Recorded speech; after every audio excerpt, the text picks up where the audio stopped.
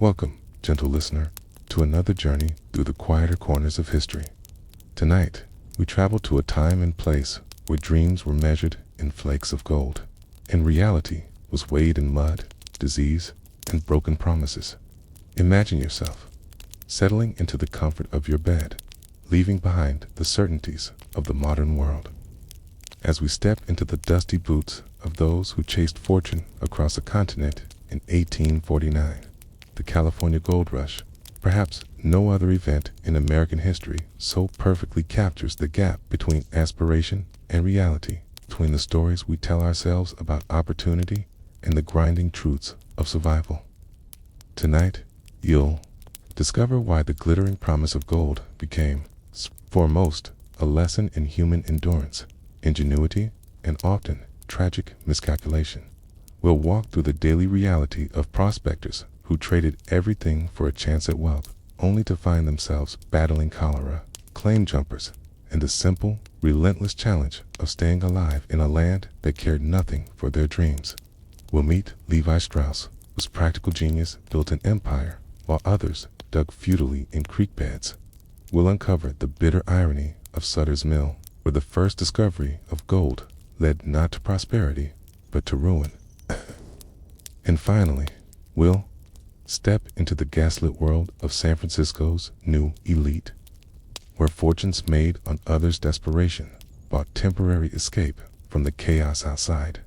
Rest now and let these stories of ambition and survival carry you gently into sleep. Grateful for the simple comfort of your warm bed and the distance of years between you and those muddy, desperate days in California's golden dawn, please consider subscribing to the channel and hit the like button. It motivates and helps me keep bringing videos in this format. If you'd like to hear about a specific topic, leave a comment below so I know, and I'll show you in the video when your topic is chosen.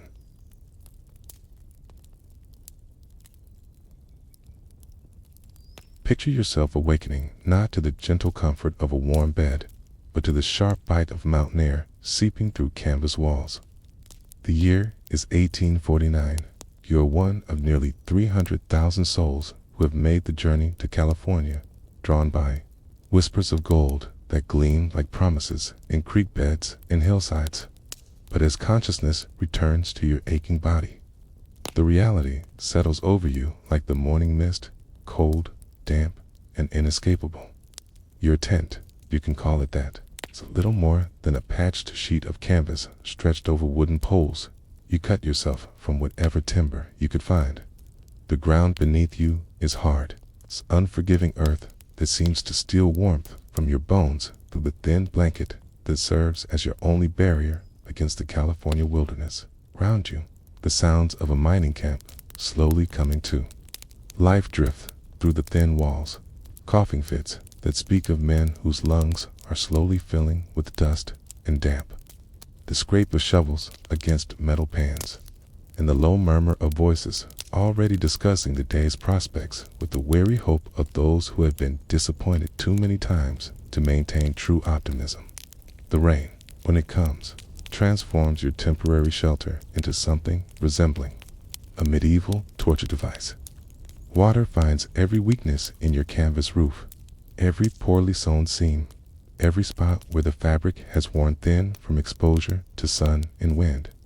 It drips steadily onto your bedroll, your few possessions, your face, as you try desperately to find a dry corner of your small world.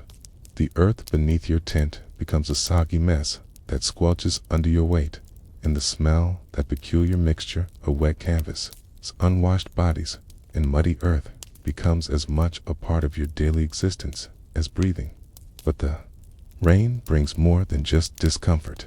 It brings the possibility of washouts, of claims disappearing under torrents of muddy water, of weeks of work literally flowing downstream. A sit brings the risk of flash floods that can turn a peaceful creek into a raging torrent in minutes, sweeping away not just gold, but lives.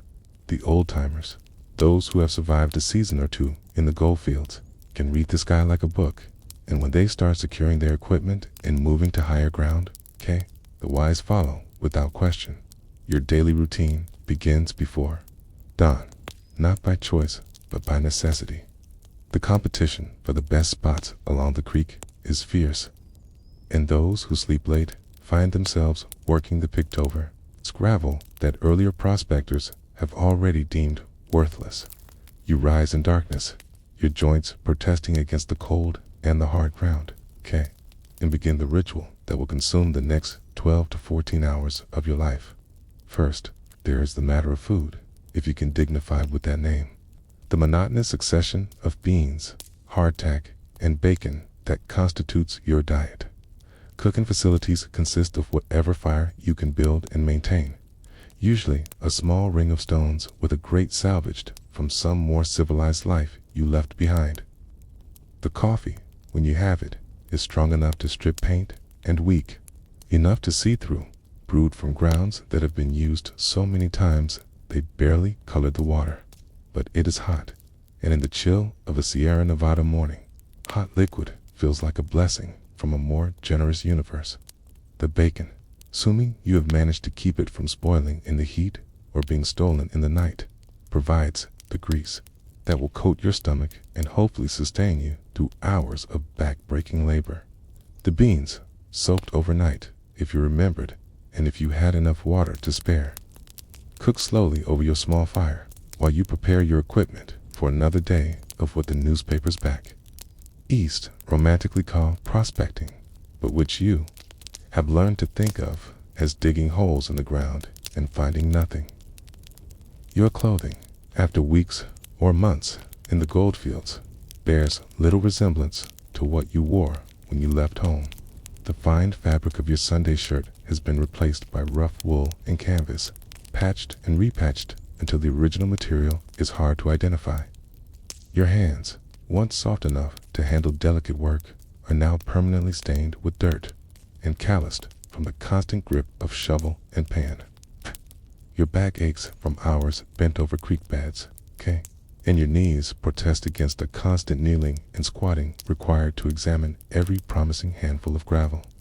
The work itself is both mind-numbing and requiring constant attention. Each pan of gravel must be swirled and washed with a precise technique that separates the worthless rock from the possibly valuable. The skill that means the difference between eating tonight and going hungry, You fill your pan with what looks like promising dirt and gravel, add water, and begin the endless circular motion that will, hopefully, cause the heavier gold to settle to the bottom while the lighter sand and pebbles wash away over the rim. Most pans yield nothing but frustration and aching arms. Occasionally, you might spot a few flakes of what could be gold. It's tiny specks that catch the light and make your heart race for just a moment before you realize they are probably nothing more than mica or other fool's gold that has tricked thousands before you. The real gold, when you find it, is unmistakable, heavier than you expect, brighter than the false promises, and rarer than the stories would have you believe. The other prospectors around you become both companions and competitors in this strange brotherhood of shared misery and individual hope. There is an etiquette to working a stream, unwritten rules about claim boundaries and fair dealing that can mean the difference between peaceful coexistence and violence. Disputes over claims are settled by whatever rough justice the community can muster, and that justice is not always gentle or fair, Man's word, backed by his willingness to defend it with fists or worse, becomes the only law in places where civilization is still a distant concept. The characters you encounter in the goldfields represent a cross-section of American desperation and ambition.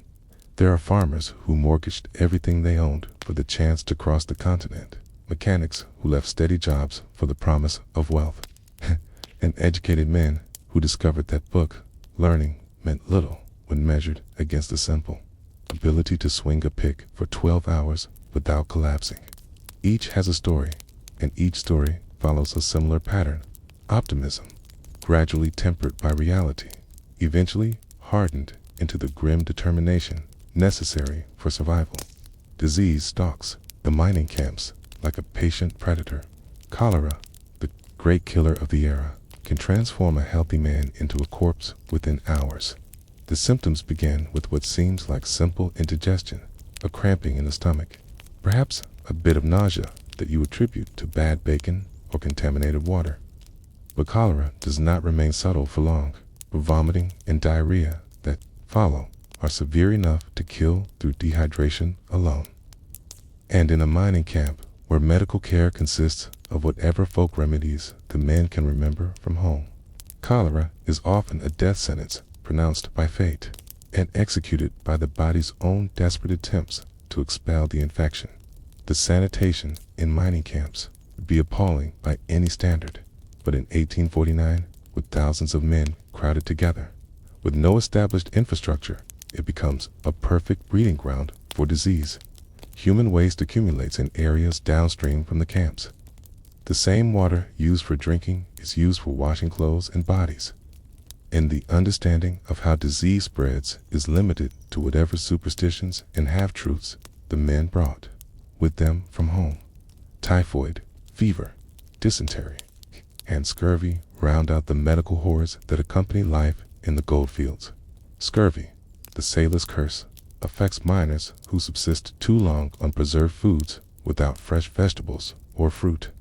The symptoms begin subtly: fatigue that you might attribute to hard work, joint pain that could be explained by sleeping on hard ground.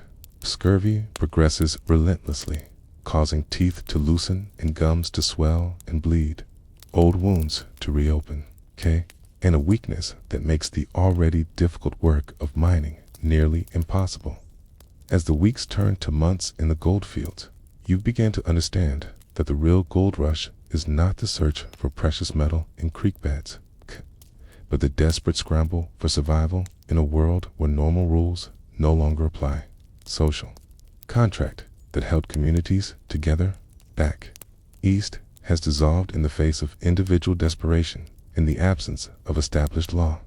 What emerges in its place is a rough system of justice and commerce that will be familiar to anyone who has lived on the edges of civilization, where a man's reputation and his willingness to defend it become more valuable than any government issued currency. The theft begins. Small tools left unattended disappear. Food supplies dwindle faster than they should, and men begin to eye each other with the wariness of those who have learned that trust is a luxury they can no longer afford. Your mining equipment, the picks and shovels and pans that represent both your investment and your hope of profit, must be guarded constantly. Leaving them at your claim while you return to camp for food or rest is an invitation to find them gone upon your return, sold to some other desperate soul, or simply taken by someone whose own equipment has already been stolen. The more successful you become, or appear to become, the greater the danger. Word travels quickly in mining camps about who is finding gold and who is not, and success attracts attention that is not always friendly. Men who have worked for weeks without finding enough gold to pay for their food will watch with growing resentment as others, no more deserving but perhaps more fortunate, pool paying quantities of gold from claims that may be no better than their own. The line between admiration and envy, between inspiration and desperation, is thin in the goldfields, and it is crossed more often than anyone wishes to acknowledge. Violence, when it comes, arrives suddenly and is often settled just as quickly. Disputes over claim boundaries can escalate from heated words to bloodshed in moments, especially when the men involved are exhausted, hungry, stretched beyond their normal limits of patience and reason. A shovel becomes a weapon. A mining pick becomes an instrument of settlement. And the difference between a heated argument and a funeral can be measured in a split second it takes for temper to overcome judgment. The weapons that men carry are as varied as the men themselves.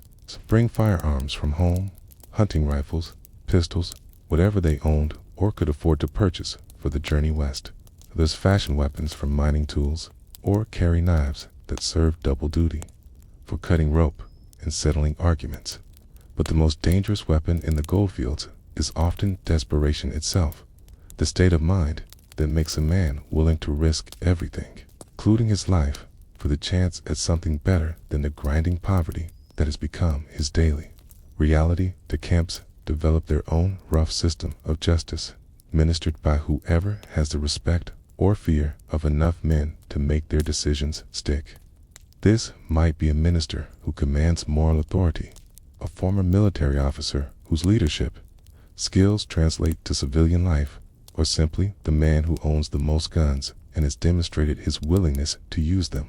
Trials, when they occur, are often conducted in the open air, with the entire camp serving as jury.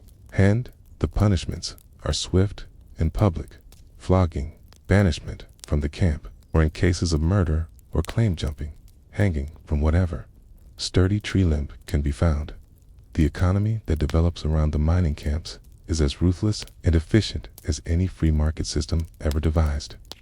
Everything has a price, and that price is determined not by the cost of production, but by the desperation of the buyer. A simple meal that might cost 25 cents in San Francisco commands $5 in the mining camps, not because the ingredients are particularly expensive, but because the alternative to paying is starvation. A letter from home, carried by whatever postal system has developed to serve the camps, might cost more than a day's wages for a laborer back east, but men pay it gladly for news from the world they left behind. The merchants who serve the mining camps are often the only ones making consistent money from the gold rush. They understand what the miners have yet to learn, that the real profit lies not in pulling gold from the ground, but in selling necessities to the men who are trying to do so. Flour, bacon, beans, coffee, tobacco, alcohol, and tools all command premium prices. And a merchant who can maintain a steady supply of these essentials is virtually guaranteed a profit, regardless of how much gold is found in the local creeks. Credit becomes a complex and dangerous proposition in the gold fields. A man might run up debts against future gold finds, promising to pay his merchant when his claim finally pays off. But the merchant who extends too much credit to too many unsuccessful miners soon finds himself in the position of trying to collect debts from men who have nothing to pay with except their labor or their lives. The result is a system of debt peonage that keeps unsuccessful miners working long after hope has died, simply to pay for the food and supplies that keep them alive, to work another day. Gambling becomes both entertainment and economic activity in the camps, with men risking their small accumulations of gold dust on card games, dice, and other games of chance. The professional gamblers who follow the mining camps are skilled at reading the psychology of desperate men, knowing exactly how much hope to offer and when to collect their winnings before their victims realize how much they have lost. A man who has spent weeks accumulating an ounce of gold dust can lose it all in an evening of cards, walking away not just broke, but deeper in debt than when he started. The saloons and dance halls that sprang up around successful mining operations serve multiple functions in the social ecosystem of the camps. They provide entertainment and escape from the grinding routine of mining work, but they also serve as informal banks, post offices, and meeting places where business is conducted and information is exchanged. The proprietors of these establishments often know more about the success or failure of individual claims than anyone else in the camp, and this information becomes a valuable commodity in itself. The women who work in these establishments, dance hall girls, prostitutes, the few wives who have followed their husbands to the gold fields, occupy a precarious position in the social hierarchy of the camps. They are simultaneously desired and despised, essential to the emotional and physical needs of the miners, also blamed for the moral degradation that inevitably follows when civilization's restraints are removed.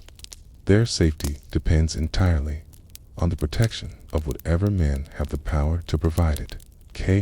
And that protection must be constantly negotiated and renewed as winter approaches. The challenges of life in the gold fields multiply exponentially. The streams that provided water for washing gold freeze solid, making mining impossible for months at a time. Tay mountain passes that connect the mining camps to the outside world become impassable, cutting off supplies and communication with the rest of civilization. Men who have spent their savings getting to the gold fields and their time unsuccessfully searching for gold find themselves trapped in a frozen wilderness with no money, no supplies, and no way out until spring returns. The psychological toll of life in the mining camps begins to show in ways both subtle and obvious. Men who were gregarious and optimistic when they arrived become withdrawn and suspicious, hoarding their small accumulations of gold and viewing every other person as a potential threat. The letters they write home, when they can afford to send them, become increasingly vague about their prospects and their plans, as the reality of their situation becomes too painful to share with loved ones who are depending on their success. Depression and despair settle over the camps like fog, invisible but pervasive, affecting men's ability to work and their will to continue trying. Suicide, while not often discussed openly, becomes a more frequent occurrence as men reach the limits of their endurance and see no prospect of improvement in their circumstances.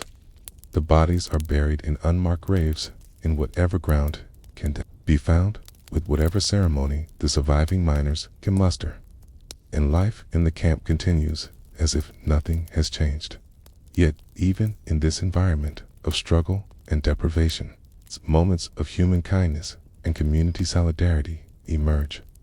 Men share their last food with those who are even worse off, pool their resources to help sick or injured comrades, and maintain the basic human connections that make survival possible. The harsh conditions that bring out the worst in some men also reveal the capacity for compassion and sacrifice that exists in others, creating bonds of friendship and loyalty that will outlast the gold rush itself. The mail, when it arrives, brings news from the outside world that seems increasingly distant and irrelevant to the daily struggle for survival. Letters from wives describe domestic concerns that feel trivial compared to the life and death decisions that face the miners every day. Newspapers report political developments and social changes that have no bearing on the simple question of whether a man will find enough gold today to pay for his food tonight.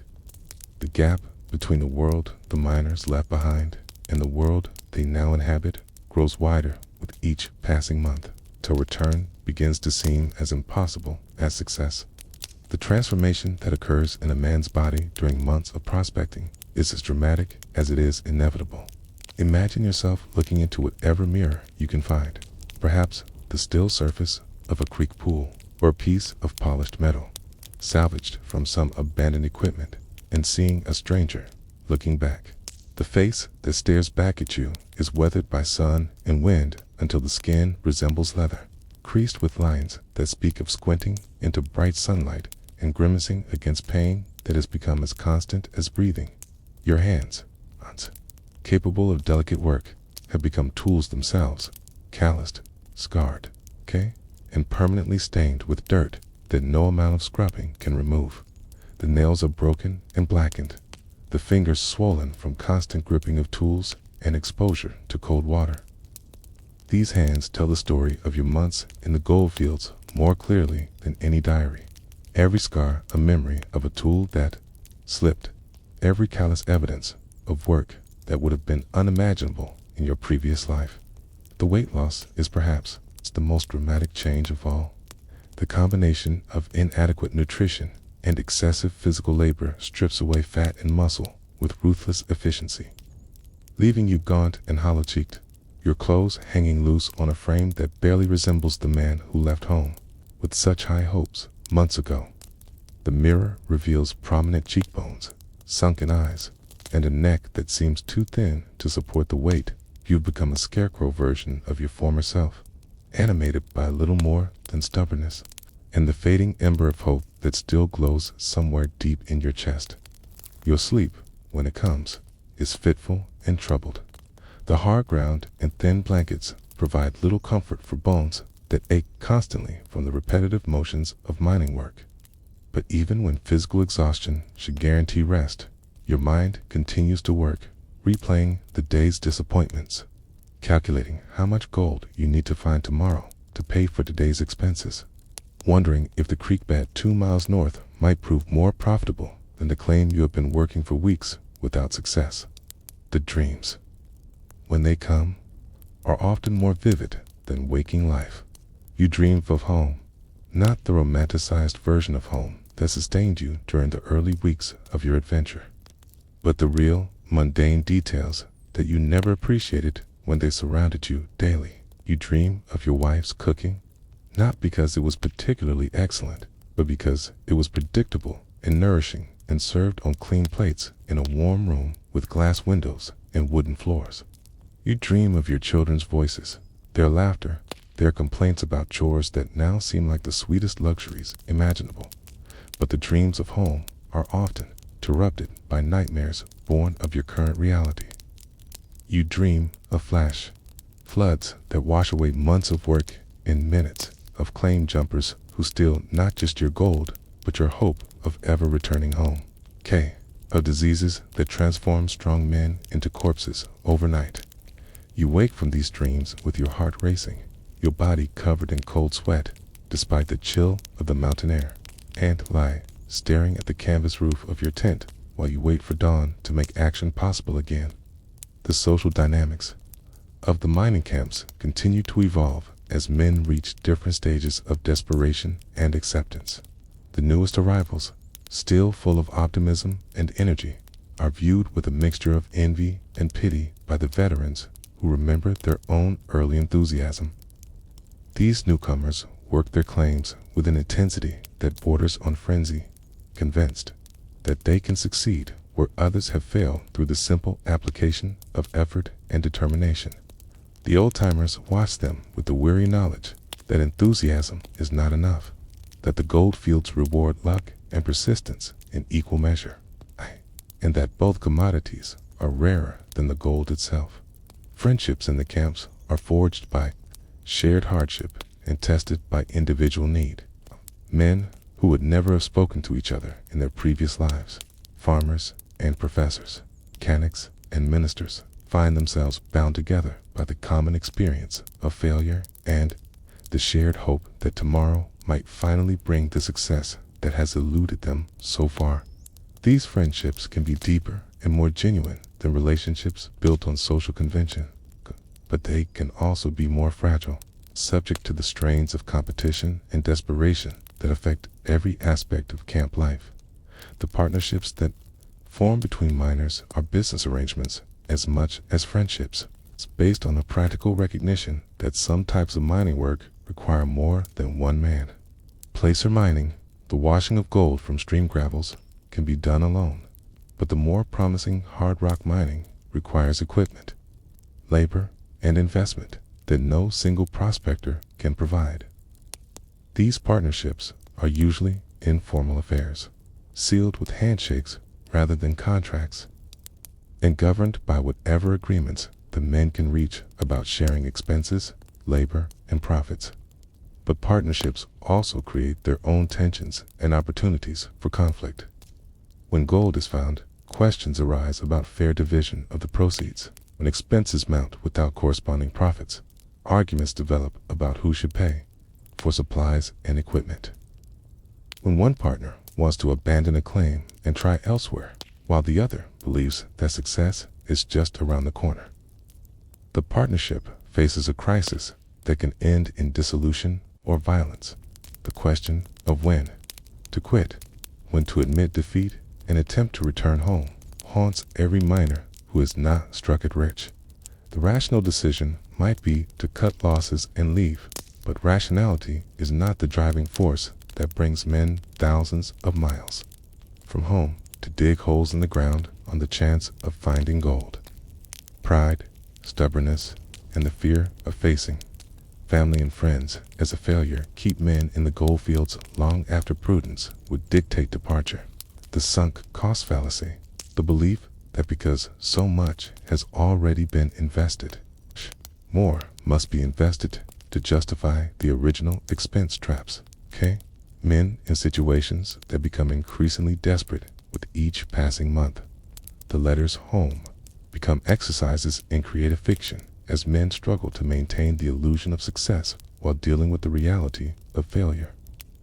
They write about promising prospects rather than empty claims, about temporary setbacks rather than mounting debts, about learning experiences rather than devastating disappointments. The wives and families who receive these letters often read between the lines, understanding that the increasingly infrequent correspondence and the requests for more money tell a different story than the optimistic words on the page. Some men simply disappear, walking away from their claims and their debts to try their luck elsewhere, or to attempt the dangerous journey home with whatever small amount they have managed to accumulate.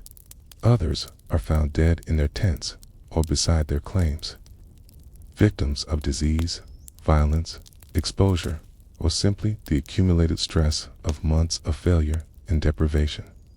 The wilderness around the mining camps becomes dotted with unmarked graves, the final resting places of men whose names are remembered only by families back east who still wait for letters that will never come.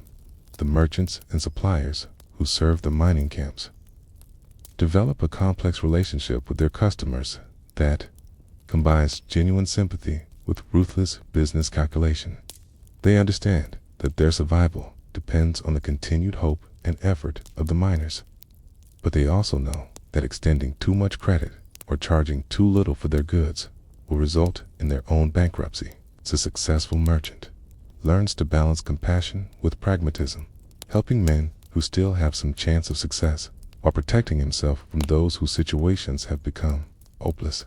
The seasonal rhythms of the goldfields create their own patterns of hope and despair.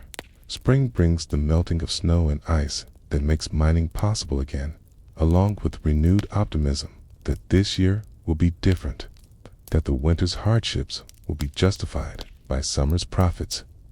The arrival of supplies and mail after months of isolation provides a connection to the outside world and a reminder of what the miners are working toward. But spring also brings new prospectors, fresh competition for claims and resources, and the realization that another year has passed without success that was supposed to come quickly and easily. Summer intensifies all aspects of Goldfield life. The work becomes harder under the blazing sun. The streams run lower and golder to work. The dust and heat make every task more difficult. The summer also provides the longest days and the best working conditions, the time when real progress can be made if gold is to be found at all. Men work from dawn to dusk and beyond, driven by the knowledge that the productive season is short, and that winter will come again whether they are ready or not. The arrival of autumn brings a sense of urgency that borders on panic for those who have not yet found success. The approaching winter represents not just months of inactivity, but months of expenses without income, months of isolation and deprivation that must be endured before another chance at success becomes possible. Men begin to make difficult calculations about whether they have enough supplies and money to survive the winter, whether they should attempt the dangerous journey home before the passes become impassable, or whether they should commit to another year in the goldfields with all the risks and hardships that such a decision entails. Yet even in the depths of this grinding existence, moments of transcendent beauty and human connection continue to occur. A sunrise over the Sierra Nevada, painting the peaks in colors that no artist could capture, reminds men of the natural wonder that surrounds their struggle. An act of kindness from a stranger, sharing food or medicine with someone in greater need, demonstrates that the capacity for generosity survives even in the harshest circumstances. A letter from home, bringing news of a birth or a marriage, or simply the continued love of family, provides a connection to the world beyond the goldfields that makes all the hardships seem bearable, at least for a moment. The gradual acceptance of failure, when it comes, is often accompanied by a strange sense of relief. The burden of hope, which has sustained men through months of disappointment, also becomes a weight that exhausts them with its constant demands for optimism and effort. The decision to quit, to admit defeat, and attempt to return home lifts this burden and replaces it with the simpler challenge of survival and escape. Men who have spent months digging holes in the ground with desperate intensity suddenly find themselves able to appreciate small pleasures, a good meal, a dry place to sleep, a conversation that does not revolve around gold and claims, and the crushing mathematics of expenses versus income.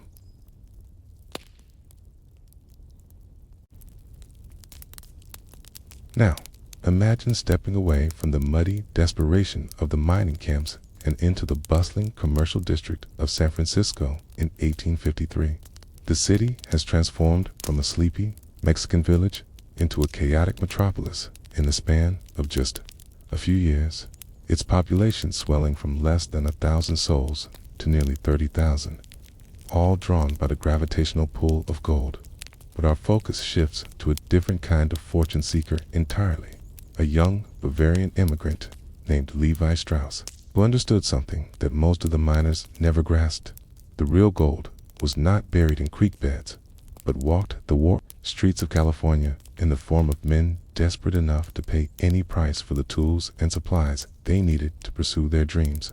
Levi Strauss arrived in San Francisco, not with a pickaxe and a pan, but with a head for business and a keen understanding of human nature that would prove far more valuable than any geological knowledge. Born L.D.B. Strauss in the small Bavarian town of Buttenheim in 1829, he had immigrated to New York with his family in 1847, joining the great wave of German immigrants fleeing economic hardship and political upheaval in their homeland. His older brothers, Jonas and Louis, had already established themselves in the dry goods business. Levi learned to trade by working in their company, developing the practical skills and commercial instincts that would serve him well in the rough-and-tumble marketplace of Gold Rush, California. The decision to travel to California was not made impulsively, but represented a calculated business opportunity recognized by the Strauss family. Reports from the goldfields consistently mentioned the astronomical prices being paid for basic necessities, and the brothers understood that a merchant could establish a reliable supply chain between the East Coast and California stood to make profits that would dwarf anything that individual miners might extract from the ground. Levi, the youngest and perhaps most adventurous of the brothers, was chosen to represent the family interests on the West Coast, to establish the relationships and infrastructure that would allow them to capitalize on the commercial opportunities created by the gold rush. The journey to California in 1853 was itself an education in the realities of commerce and human nature. Levi chose to travel by ship around Cape Horn rather than overland, a decision that added months to his journey, but allowed him to bring a substantial inventory of goods that would have been impossible to transport across the continent. The ship was crowded with other merchants, speculators, and fortune seekers, creating a floating microcosm of American ambition and entrepreneurial energy. During the long voyage, Levi had countless opportunities to observe his fellow passengers, to listen to their plans and dreams, and to begin formulating his own strategy for success in the goldfields. What struck Levi most forcefully during these conversations was the disconnect between the miners' romantic visions of striking it rich and the practical realities of life in the mining camps. Men spoke confidently of finding nuggets the size of chicken eggs, of claims that would pay out thousands of dollars a day, of returning home within a year as wealthy men. But the letters that some passengers shared from friends and relatives already in California told a different story, a story of hardship, failure, and the constant struggle simply to survive in a harsh and unforgiving environment. This gap between expectation and reality represented an opportunity for a man shrewd enough to recognize it. While the miners focused on the remote possibility of striking it rich, they largely ignored the certainty that they would need food, clothing, tools, and shelter, regardless of their success or failure in finding gold. A merchant who could supply these necessities reliably and at fair prices Though fair in the context of California meant prices that would have been considered outrageous anywhere else, was virtually guaranteed a steady income that did not depend on the vagaries of luck that governed mining. When Levi's ship finally docked in San Francisco after the grueling months-long journey, he found himself in a city that defied every convention of American urban development. Buildings sprouted like mushrooms after rain, constructed from whatever materials could be found or imported, often without regard for permanence or stability. The famous saying that San Francisco is a city that has been built in a hurry captured only part of the reality. It was a city that was being continuously torn down and rebuilt as fortunes were made and lost, as new arrivals competed for space with established residents, and as the demands of commerce required constant adaptation to changing circumstances. The harbor was a forest of masts. Ships from every maritime nation on Earth crowded together in a space that had never been designed to accommodate such traffic. Many of these ships had been abandoned by crews who had succumbed to gold fever themselves, leaving their vessels to rot at anchor, while the captains and sailors joined the exodus to the mining camps. These abandoned ships were quickly converted to hotels, warehouses, and shops, creating a unique architectural landscape where the line between land and sea became blurred in the service of commerce.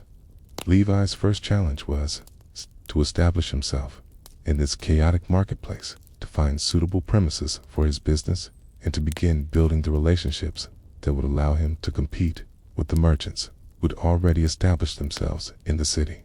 The commercial district was a bewildering maze of temporary structures, hastily erected buildings, and converted ships, where fortunes could be made or lost in a single transaction, and where a merchant's reputation was his most valuable asset. The prices that goods commanded in San Francisco were indeed astronomical by Eastern standards, but they were also volatile and unpredictable, subject to wild fluctuations based on supply, demand, and the whims of speculation. A barrel of flour might sell for $50 one week and $5 the next, depending on whether a supply ship had recently arrived or whether rumors of shortages in the mining camps had created artificial scarcity. Successful merchants learned to read these market conditions like farmers read weather patterns, anticipating changes and positioning themselves to profit from the inevitable fluctuations. Levi's initial inventory consisted primarily of fabric, clothing, and small household goods, the kind of dry goods that were his family's specialty and that he understood best. But he quickly realized that the clothing available from Eastern manufacturers was entirely unsuited to the demands of California mining life. The fine fabrics and careful tailoring that marked a gentleman in New York or Boston were worse than useless in the goldfields, where men needed clothing that could withstand constant wear, repeated washing in harsh conditions, the kind of abuse that would destroy conventional garments in a matter of days. The rivet placement required similar experimentation and refinement. Davis's original innovation focused on reinforcing pocket corners, but practical experience revealed that other stress points, the base of the buttonfly, the bottom of the hip pockets, the points where belt loops attached to the waistband, also benefited from metal reinforcement. Each modification was tested and refined based on feedback from actual users, creating a product development process that was remarkably sophisticated for its time. The business model that Levi developed around these products was equally innovative. Rather than simply manufacturing clothing and selling it to whoever would buy it, he created a distribution network that reached directly into the mining camps and frontier communities where his target customers lived and worked. This required establishing relationships with merchants, trading posts, company stores throughout California and the surrounding territories, ensuring that miners could find Strauss products wherever they worked. The marketing of these products relied not on advertising in the conventional sense, but on word-of-mouth recommendations from satisfied customers. Miners who discovered that their Strauss pants lasted months instead of weeks became enthusiastic advocates for the brand, recommending the products to their fellow workers and creating a demand that spread organically throughout the mining communities. This grassroots marketing approach was both more effective and less expensive than traditional advertising, okay? And it created a customer loyalty that would prove remarkably durable. As Levi Strauss's business grew from a single storefront in San Francisco to a commercial empire spanning the American West, the contrast between his steady prosperity and the volatile fortunes of the miners became increasingly stark. Now, while thousands of men continued to arrive daily in California, their pockets heavy with dreams and their purses light with cash, okay? Levi methodically constructed a business model that would generate wealth regardless of whether gold was found or not. His success lay not in the uncertainty of striking it rich, okay, but in the certainty that working men would always need practical, durable clothing. The year 1873 marked a turning point in both Levi's business and the broader story of the American West. It was in this year that he and Jacob Davis finally received Patent No. 139,121 for the process of placing metal rivets at points of strain on work pants, legally protecting their innovation and establishing the foundation for what would become one of America's most enduring brands. Okay. But the patent represented more than just legal protection. It symbolized the transformation of a practical solution to a specific problem into a standardized product that could be manufactured at scale and distributed across a continent. The manufacturing process that Levi developed was revolutionary in its efficiency and consistency. Unlike the traditional tailoring methods that produced clothing one piece at a time, Levi's factory employed what would later be recognized as early assembly line techniques, with workers specializing in specific tasks and garments moving through a series of stations where each operation was performed with mechanical precision. This approach not only reduced costs and increased production speed, but also ensured that every pair of pants met the same high standards of construction and durability that had made the Strauss name synonymous with quality. The factory itself, located in San Francisco's Mission District, became a model of industrial efficiency that attracted visitors from around the world who wanted to understand how American manufacturing could produce such high-quality goods at competitive prices. The building was designed specifically for clothing production, with large windows that provided natural light for the seamstresses and cutters, steam-powered machinery that could handle the heavy denim fabric, and a layout that minimized the time and effort required to move materials through the production process. The workforce that Levi assembled reflected the diversity of California's population during the gold rush era and beyond. Many of his employees were immigrants like himself, Germans, Irish, Italians, and Chinese workers who had come to California seeking opportunity and found steady employment in his factory. The wages he paid were fair by the standards of the time, and the working conditions were notably better than those found in many Eastern factories, reflecting both Levi's own experience as an immigrant and his practical understanding that skilled, satisfied workers produced better products than those who were exploited or mistreated. The Chinese workers, in particular, played a crucial role in the success of Levi's manufacturing operation.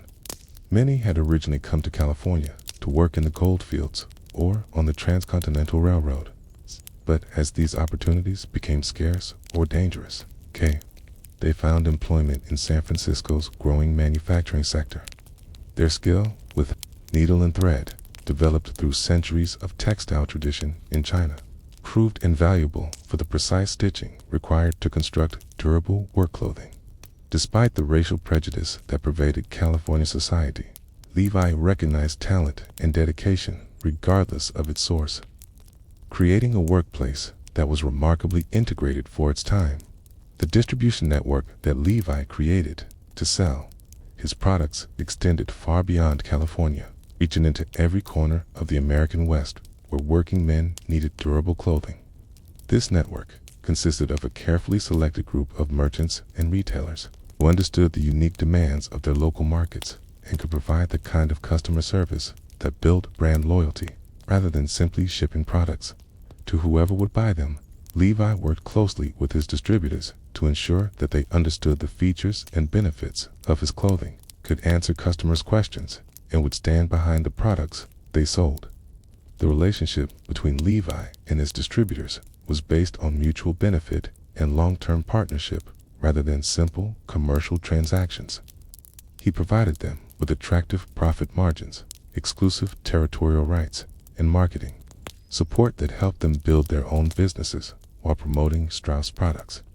In return, they provided him with detailed feedback about customer preferences, market conditions, and opportunities for new products, creating an information network that allowed him to stay ahead of changing demands and competitive threats. The expansion of the railroad system across the American West provided Levi with unprecedented opportunities to reach new markets efficiently and cost-effectively.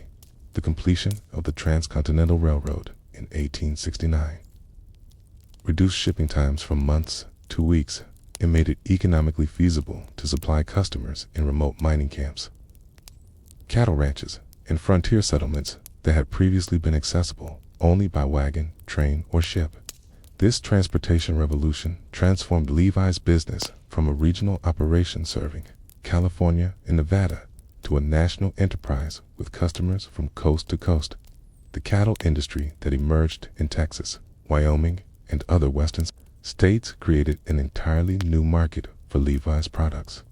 Cowboys and ranch hands needed clothing that could withstand the rigors of working with livestock in all weather conditions, and they had the cash to pay for quality products that would last. The image of cowboys wearing Levi's jeans would eventually become one of the most powerful marketing symbols in American business history. But it began as a simple matter of practical necessity. Working men choosing the clothing that best served their needs. The mining industry itself continued to evolve throughout the latter half of the 19th century, shifting from individual prospectors panning for gold to large-scale industrial operations that required substantial capital investment and employed hundreds or thousands of workers. These corporate mining operations needed to outfit their entire workforce with durable clothing, creating bulk sales opportunities that individual prospectors could never provide. Levi's ability to produce large quantities of standardized products made him the preferred supplier for mining companies throughout the West. The durability that made Levi's products popular with working men also created an unexpected challenge. Its clothes that lasted too long reduced repeat sales. Unlike fashion-oriented clothing that might be discarded after a season or two, work clothes were expected to last for years under harsh conditions. This meant that Levi's business model had to be based on expanding markets rather than frequent replacement sales, requiring constant efforts to reach new customers and develop new products. The social impact of Levi's business extended far beyond the profits it generated for its owner. The steady employment it provided helped thousands of workers support their families and build stable lives in California. The taxes it paid contributed to the development of public infrastructure and services that benefited the entire community. The charitable contributions that Levi's success enabled supported education, healthcare, and social services for San Francisco's growing population. The competitive advantages that Levi established through innovation, quality, and customer service proved remarkably durable over time, while other manufacturers attempted to copy his products and undercut his prices. They struggled to match the combination of durability, fit, and reliability that made Strauss products the preferred choice of working men throughout the West. The brand loyalty that resulted from this superior performance created a barrier to competition that protected Levi's market position for decades.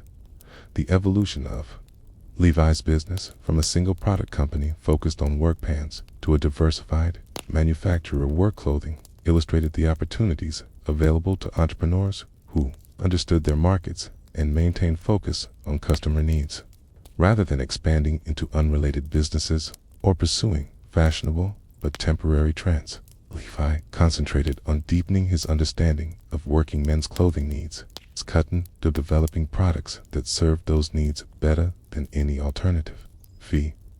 Legacy that Levi Strauss created through his business success extended far beyond the financial rewards it provided. He demonstrated that ethical business practices, fair treatment of employees, focus on product quality could generate sustainable profits while contributing to the broader community.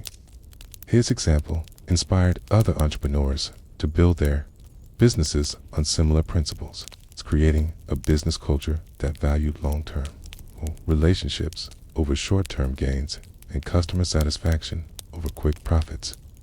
As the 19th century drew toward its close, Levi Strauss had accomplished something that eluded most of the fortune seekers who had rushed to California in search of gold. He had built a lasting empire based not on the vagaries of luck or the exploitation of natural resources, but on the simple principle of serving human needs with superior products. His story represents a quiet revolution in American business, demonstrating that steady application of practical innovation could generate wealth more reliably than the spectacular gambles that captured public imagination. The transformation of American work clothing that Levi initiated had consequences that extended far beyond the mining camps and cattle ranches where his products first gained acceptance. The concept of specialized work clothing designed for specific occupations and conditions became a model that other manufacturers would follow and refine, leading to the development of entire industries dedicated to serving the practical needs of working people. Its promises on durability, functionality, its value that characterized Levi's approach influenced everything from the design of work boots to the construction of hand tools, establishing American manufacturing's reputation for practical excellence. The social implications of Levi's business model were perhaps even more significant than its commercial success. By creating steady employment for hundreds of workers in his San Francisco factory, he contributed to the stability and growth of the city's economy in ways that the volatile mining industry never could. The workers who found employment with Levi Strauss & Company were able to build homes, raise families, participate in the civic life of their community with a security that was impossible for those whose livelihoods depended on the uncertain profits of gold mining.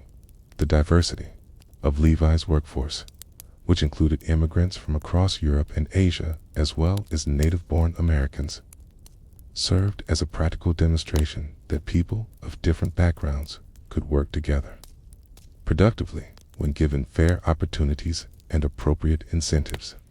This integration occurred not as a result of idealistic social engineering, but as a natural consequence of Levi's focus on competence and dedication rather than ethnic or cultural background.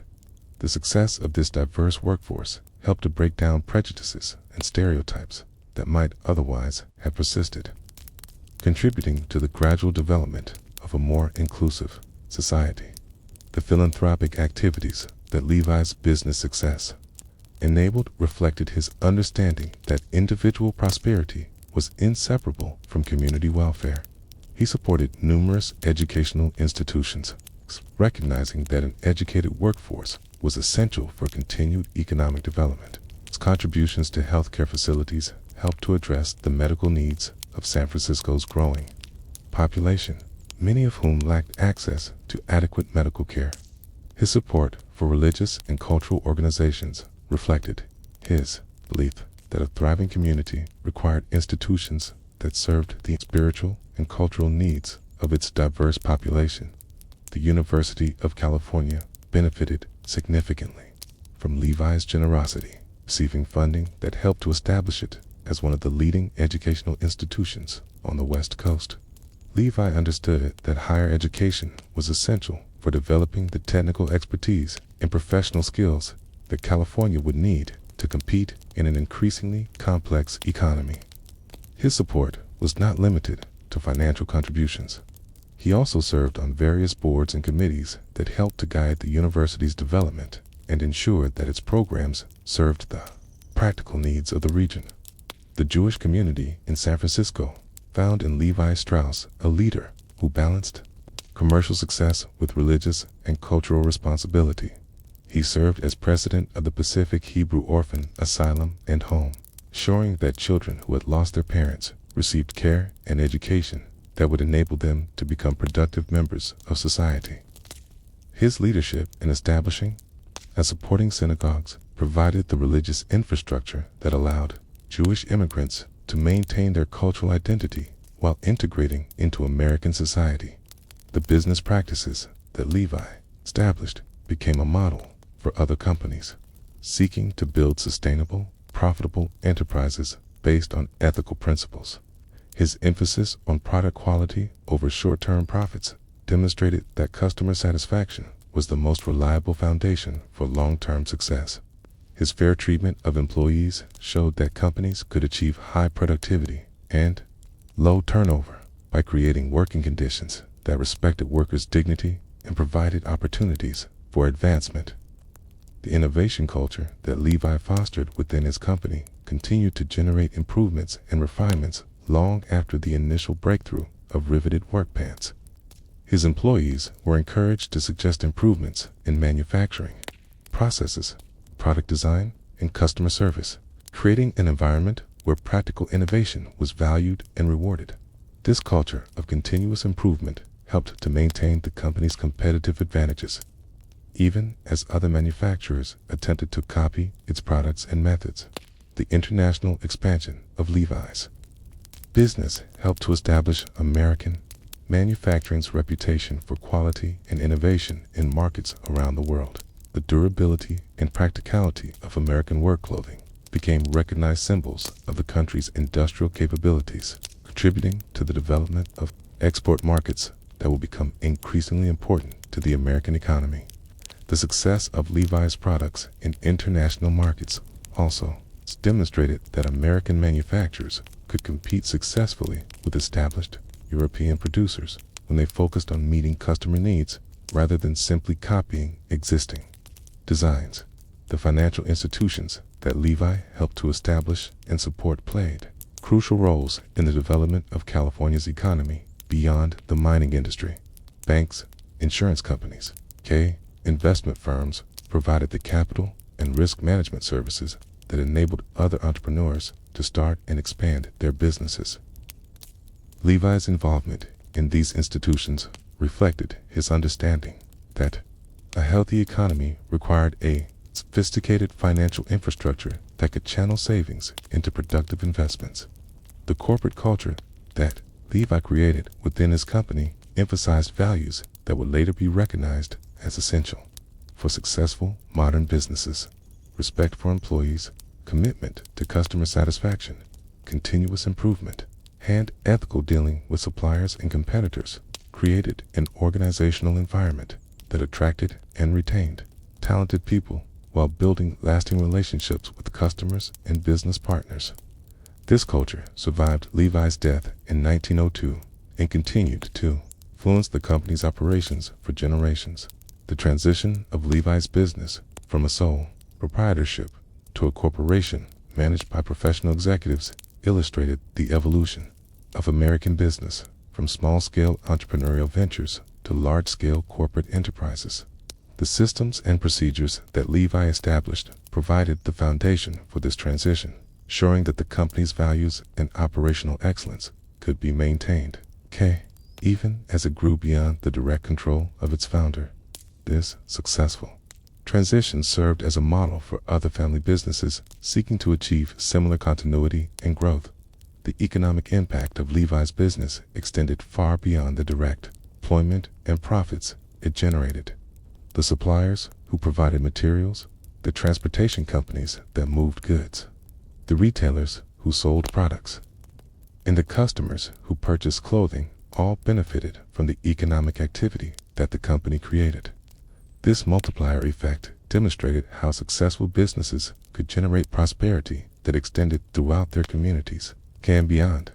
The competitive landscape that emerged in the work clothing industry as a result of Levi's success created opportunities for innovation and improvement that benefited consumers and workers throughout the economy. Other manufacturers, motivated by Levi's success, invested in developing their own improved products and manufacturing processes, leading to overall improvements in quality, variety, and value available to customers.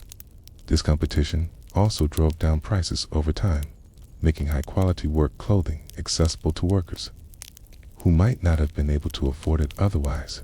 The international recognition that Levi's products achieved helped to establish the global reputation of American manufacturing that would prove crucial to the country's economic and technical development in the 20th century.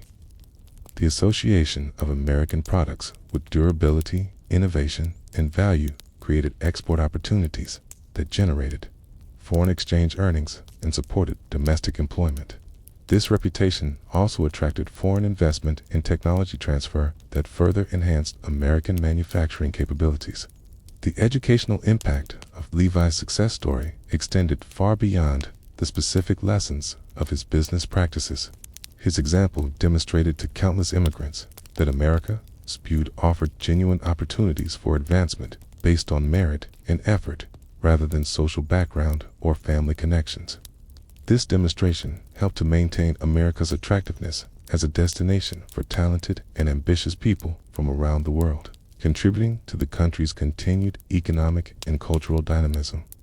The philanthropic model that Levi established influenced other successful businessmen to view their wealth as carrying responsibilities to the broader community.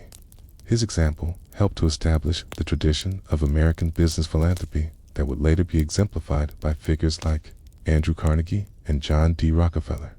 This tradition of giving back to society helped to create the educational, cultural, social institutions that supported America's development as a modern industrial democracy. As we consider Levi Strauss's remarkable journey from immigrant peddler to industrial pioneer, we see a story that illuminates the fundamental differences between wealth built on speculation and wealth built on service.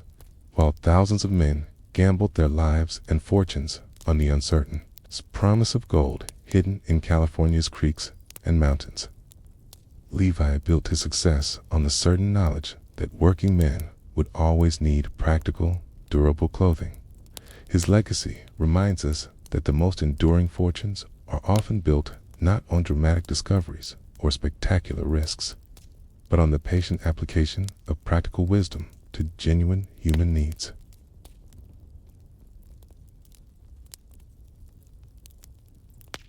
Now, let us journey back to the very beginning of California's golden age, to a story that reveals the bitter irony hidden within the American dream of sudden wealth.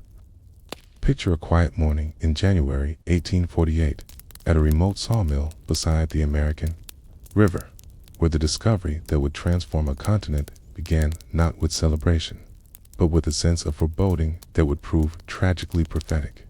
This is the story of John Augustus Sutter, the Swiss immigrant whose grand vision of building an agricultural empire in California's Central Valley was destroyed by the very discovery that made thousands of others wealthy beyond imagination. Fort or New Helvetia, as its founder preferred to call it, stood in 1848 as one of the most impressive achievements of individual enterprise in Mexican California. Built over nearly a decade of patient effort, represented Sutter's dream of creating a feudal-style agricultural kingdom in the fertile valleys of the Sacramento River, complete with vast wheat fields, herds of cattle, and a workforce of Native Americans and immigrant laborers who would transform the wilderness into productive farmland. The fort itself was an imposing adobe structure surrounded by high walls, containing workshops, storehouses, living quarters, caned, and even a small cannon for defense against potential threats. John Sutter himself was a figure who embodied both the promise and the tragedy of the American frontier experience. Born Johann August Sutter in the German-speaking canton of Basel, Switzerland, in 1803.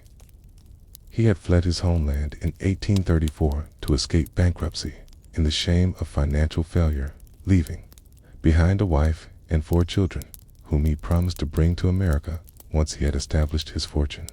His journey to California had taken him across the American continent and then to the Hawaiian Islands, where he convinced local merchants to finance his settlement. venture in the largely unexplored interior of California. The vision that drove Sutter was grandiose in its scope and futile in its conception. He imagined himself as the lord of a vast agricultural domain, employing hundreds of workers to cultivate thousands of acres of wheat, corn, and other crops that would feed the growing populations of California's coastal settlements.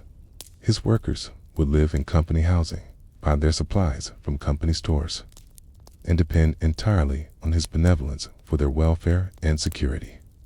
In return, he would enjoy the profits of their labor and the respect accorded to a man who had tamed the wilderness and brought civilization to the frontier. The Mexican government, eager to encourage settlement in its remote northern province, had granted Sutter nearly 50,000 acres of prime agricultural land in the Sacramento Valley, along with the right to establish his own civil jurisdiction and maintain a private army for defense against Native American raids. This feudal grant, reminiscent of the great estates of medieval Europe, provided Sutter with the legal foundation for his agricultural empire and the authority to govern his domain according to his own vision of order and prosperity. The transformation of this wilderness into productive farmland required enormous investments of time, money, and labor. Sutter had to clear thousands of acres of oak trees and native grasses, dig irrigation channels to bring water from the Sacramento River to his fields, construct buildings to house his workers and store his crops, and establish trade relationships with merchants in San Francisco and other coastal settlements who would buy his agricultural products and supply him with manufactured goods that could not be produced locally. The workforce that Sutter assembled for this massive undertaking reflected the complex racial and cultural dynamics of Mexican California. Native Americans, many of whom had been displaced from their traditional hunting and gathering grounds by the expansion of Mexican settlements, provided much of the manual labor for clearing land and constructing buildings. Their knowledge of local conditions, plants, and wildlife proved invaluable for establishing successful agricultural operations in an unfamiliar environment. European immigrants, attracted by Sutter's promises of steady work and fair treatment, brought specialized skills in carpentry, blacksmithing, and other trades that were essential for building and maintaining the infrastructure of a large agricultural operation. These men, many of whom had failed to find success in the gold fields of other regions, or who had grown tired of the uncertainties of prospecting, found in Sutter's employ the security and steady income that had eluded them elsewhere. The economic model that Sutter developed for his agricultural empire was based on the assumption that California's population would continue to grow steadily, creating an ever-increasing demand for food products that his farms could supply profitably. The discovery of gold in other regions had already begun to attract settlers to California, and Sutter correctly anticipated that this immigration would accelerate, creating opportunities for farmers who could produce food efficiently and reliably. By 1847, Sutter's vision seemed well on its way to realization. His wheat fields stretched across thousands of acres of fertile valley floor. His herds of cattle grazed on the surrounding hills. Quays and his workshops produced tools, furniture, and other goods that were in high demand throughout California. The fort had become a major trading center and stopping point for travelers, generating additional income from sales of supplies and services to passing immigrants and traders. The sawmill that would ultimately destroy Sutter's dreams was itself a logical extension of his agricultural empire. The growing population of California created an increasing demand for lumber for construction. The vast forests of the Sierra Nevada foothills provided an abundant supply of timber that could be processed and sold profitably. Sutter had entered into partnership with James Marshall, an experienced millwright, to construct and operate a sawmill on the American River, about 50 miles northeast of the fort. James Marshall was a man whose life had been shaped by the restless energy and disappointed hopes that characterized so many American frontiersmen. Born in New Jersey in 1810, he had worked as a carpenter and millwright in several states before joining the great migration to California in 1845. He had served briefly in the California Battalion during the Mexican-American War and had worked for Sutter in various capacities before proposing the sawmill venture that would make him famous and miserable in equal measure. The construction of the sawmill required months of careful planning and back-breaking labor. The site had to be prepared, a dam built to divert water from the American River, the mill machinery transported from San Francisco and assembled, and living quarters constructed for the workers who would operate the facility. Marshall supervised every aspect of the construction, determined to build a mill that would operate efficiently and profitably for years to come. The morning of January 24, 1848, began like any other for Marshall and his crew. The mill had been completed and was undergoing final testing to ensure that all the machinery operated properly. Marshall was inspecting the tail race, the channel that carried water away from the mill wheel, when he noticed something glinting in the shallow water that caught and held his attention. Reaching into the cold water, he pulled out a small, heavy object that gleamed with a distinctive yellow color.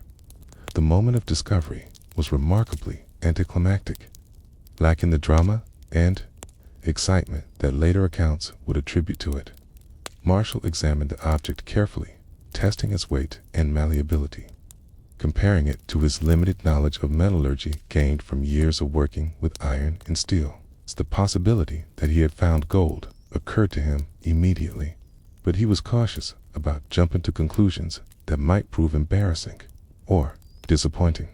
The legal protections that had seemed so solid under Mexican law became meaningless as California passed into American control, and the existing property rights were challenged by thousands of new arrivals who recognized no authority other than their own immediate desires.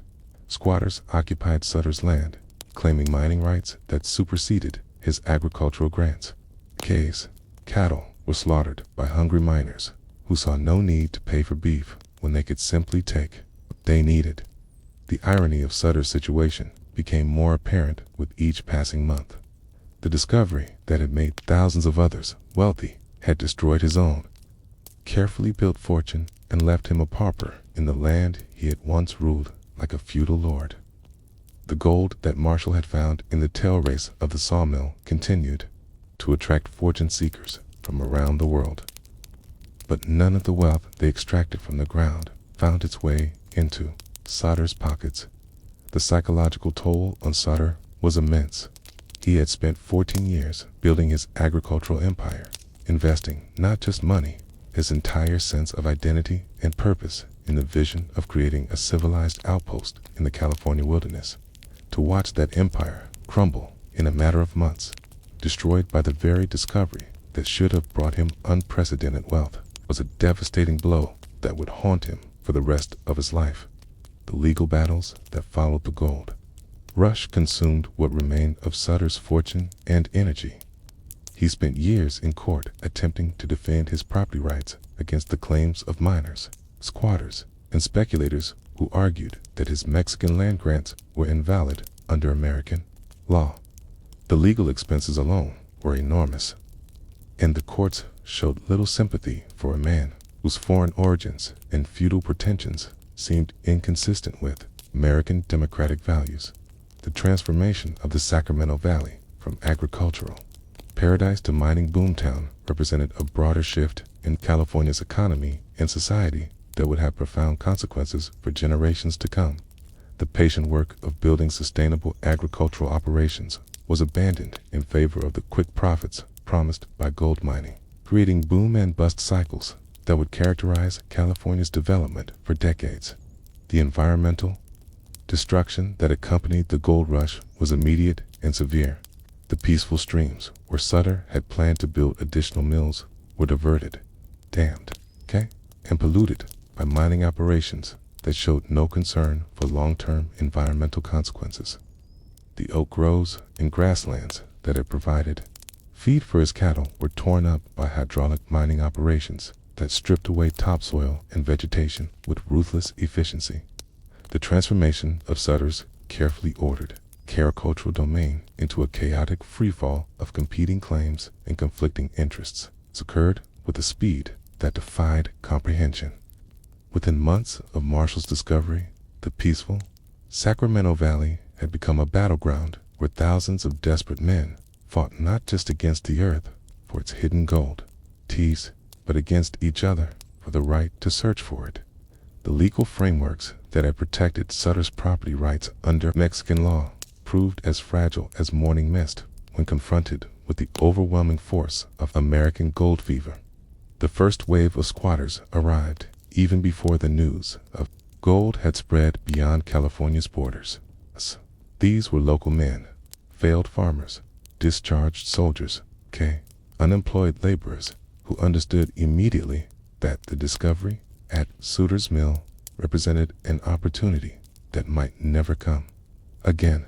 They came not as individual prospectors, but as organized groups that divided Sutter's land among themselves according to their own rough system of justice, recognizing no authority higher than their collective will and their shared determination to extract whatever wealth the ground might yield. These early squatters established mining camps with names that reflected their optimism and their contempt for existing property rights. Rich Bar, You Bet, Rough and Ready, Fair Play. Each camp developed its own informal government, its own system of settling disputes, and its own interpretation of mining law that bore little resemblance to the property rights that Sutter had spent years establishing under Mexican authority. The democratic ideals that these men brought from their former homes in the eastern states did not extend to respecting the property claims of a foreign-born landowner. Its feudal pretensions seemed inconsistent with American values. The legal chaos that ensued from this collision between Mexican property law and American mining custom created opportunities for lawyers and speculators that dwarfed anything the miners themselves might extract from the ground. Every acre of Sutter's vast grant became the subject of multiple competing claims, each backed by different interpretations of Mexican law, American territorial law, or simple possession through occupation and use. The courts that attempted to sort out these conflicting claims were overwhelmed by the volume and complexity of the cases, and their decisions often satisfied no one while enriching only the attorneys who argued the cases. Sutter found himself trapped in a legal nightmare that consumed his remaining resources with terrifying efficiency. Each attempt to defend his property rights required expensive legal representation, detailed surveys to establish exact boundaries, and witnesses who could testify to the validity of his original Mexican grants. The costs mounted relentlessly, while his income from agricultural operations dwindled to nothing, creating a vicious cycle that guaranteed his eventual bankruptcy, regardless of the ultimate legal outcome. The irony of Sutter's situation became more bitter with each passing month. The gold that was being extracted from his land by the thousands of miners who had overrun his property represented wealth beyond anything he had ever imagined when he first conceived his agricultural empire. Conservative estimates suggested that millions of dollars worth of gold was being taken from streams and hillsides that he had legally owned. Yet he saw none of these profits because the miners recognized no authority other than their own possession of the claims they had staked.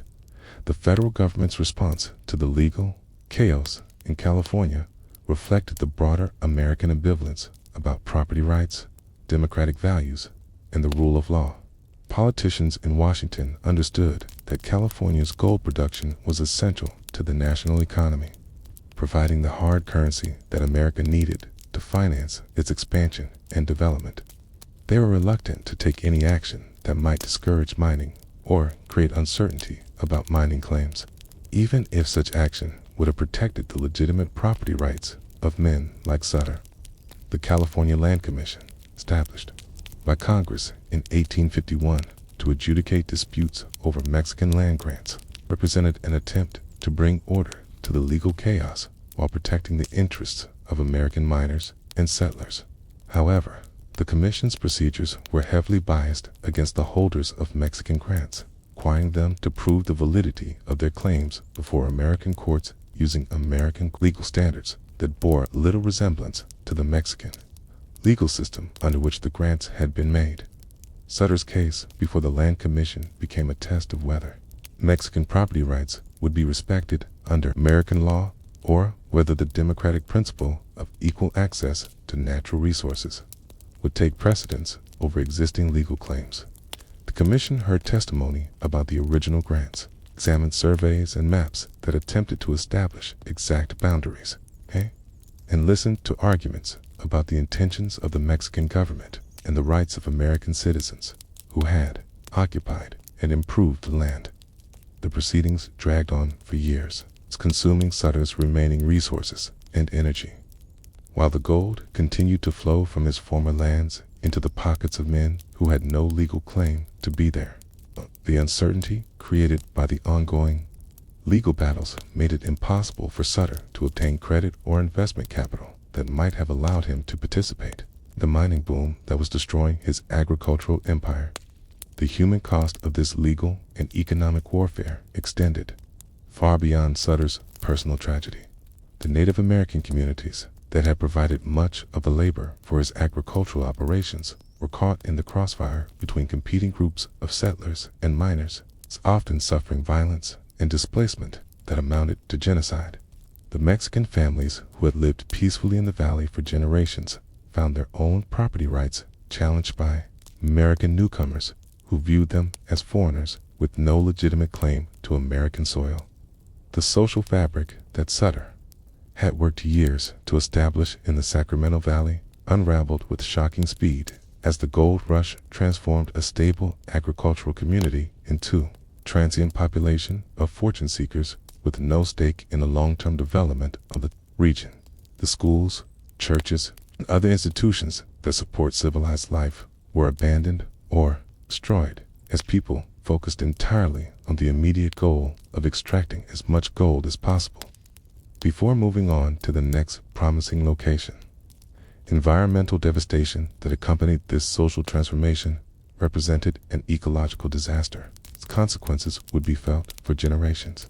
The hydraulic mining techniques that proved most effective for extracting gold from hillside deposits involved directing high-pressure streams of water against exposed slopes, washing away not just gold-bearing gravel, but entire mountainsides of soil, vegetation, and wildlife habitat.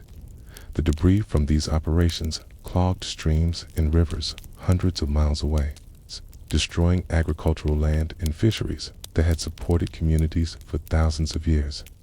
The agricultural infrastructure that Sutter had spent years developing was systematically destroyed by miners who needed lumber for their operations and had no concern for the long-term productivity of the land. Fruit trees were cut down for firewood. Irrigation systems were destroyed to access gold-bearing gravels. Beneath them, infertile farmland was stripped away to reach the mineral deposits underneath. The patient work of creating sustainable agricultural operations was undone in months by men who viewed the land only as a source of immediate wealth. The economic impact of this destruction extended far beyond Sutter's personal losses. California's transition from a primarily agricultural economy to one based on resource extraction created boom-and-bust cycles that would characterize the state's development for decades to come. The sustainable prosperity that might have been built on agricultural development was sacrificed for the quick profits promised by mining, creating an economic foundation that was inherently unstable and dependent on the discovery of new deposits to replace those that had been exhausted. The economic model that emerged from the destruction of Sutter's agricultural empire would become characteristic of American resource development throughout the West. Natural resources were extracted as quickly and completely as possible with little regard for long-term environmental consequences or sustainable development practices. The wealth generated by this extraction typically flowed to distant investors and corporations, rather than remaining in the local communities where the resources were located, creating patterns of economic dependence and environmental degradation that persist to this day. The social divisions that the gold rush created in California reflected broader tensions in American society about democracy, equality, and economic opportunity. The miners who destroyed Sutter's empire saw themselves as common men asserting their rights against aristocratic privilege. But their actions often involved violence and lawlessness that contradicted their democratic ideals. The wealth that some miners extracted from the goldfields allowed them to join the very class of property owners whose rights they had violated, creating new hierarchies based on mining success rather than agricultural development or inherited privilege.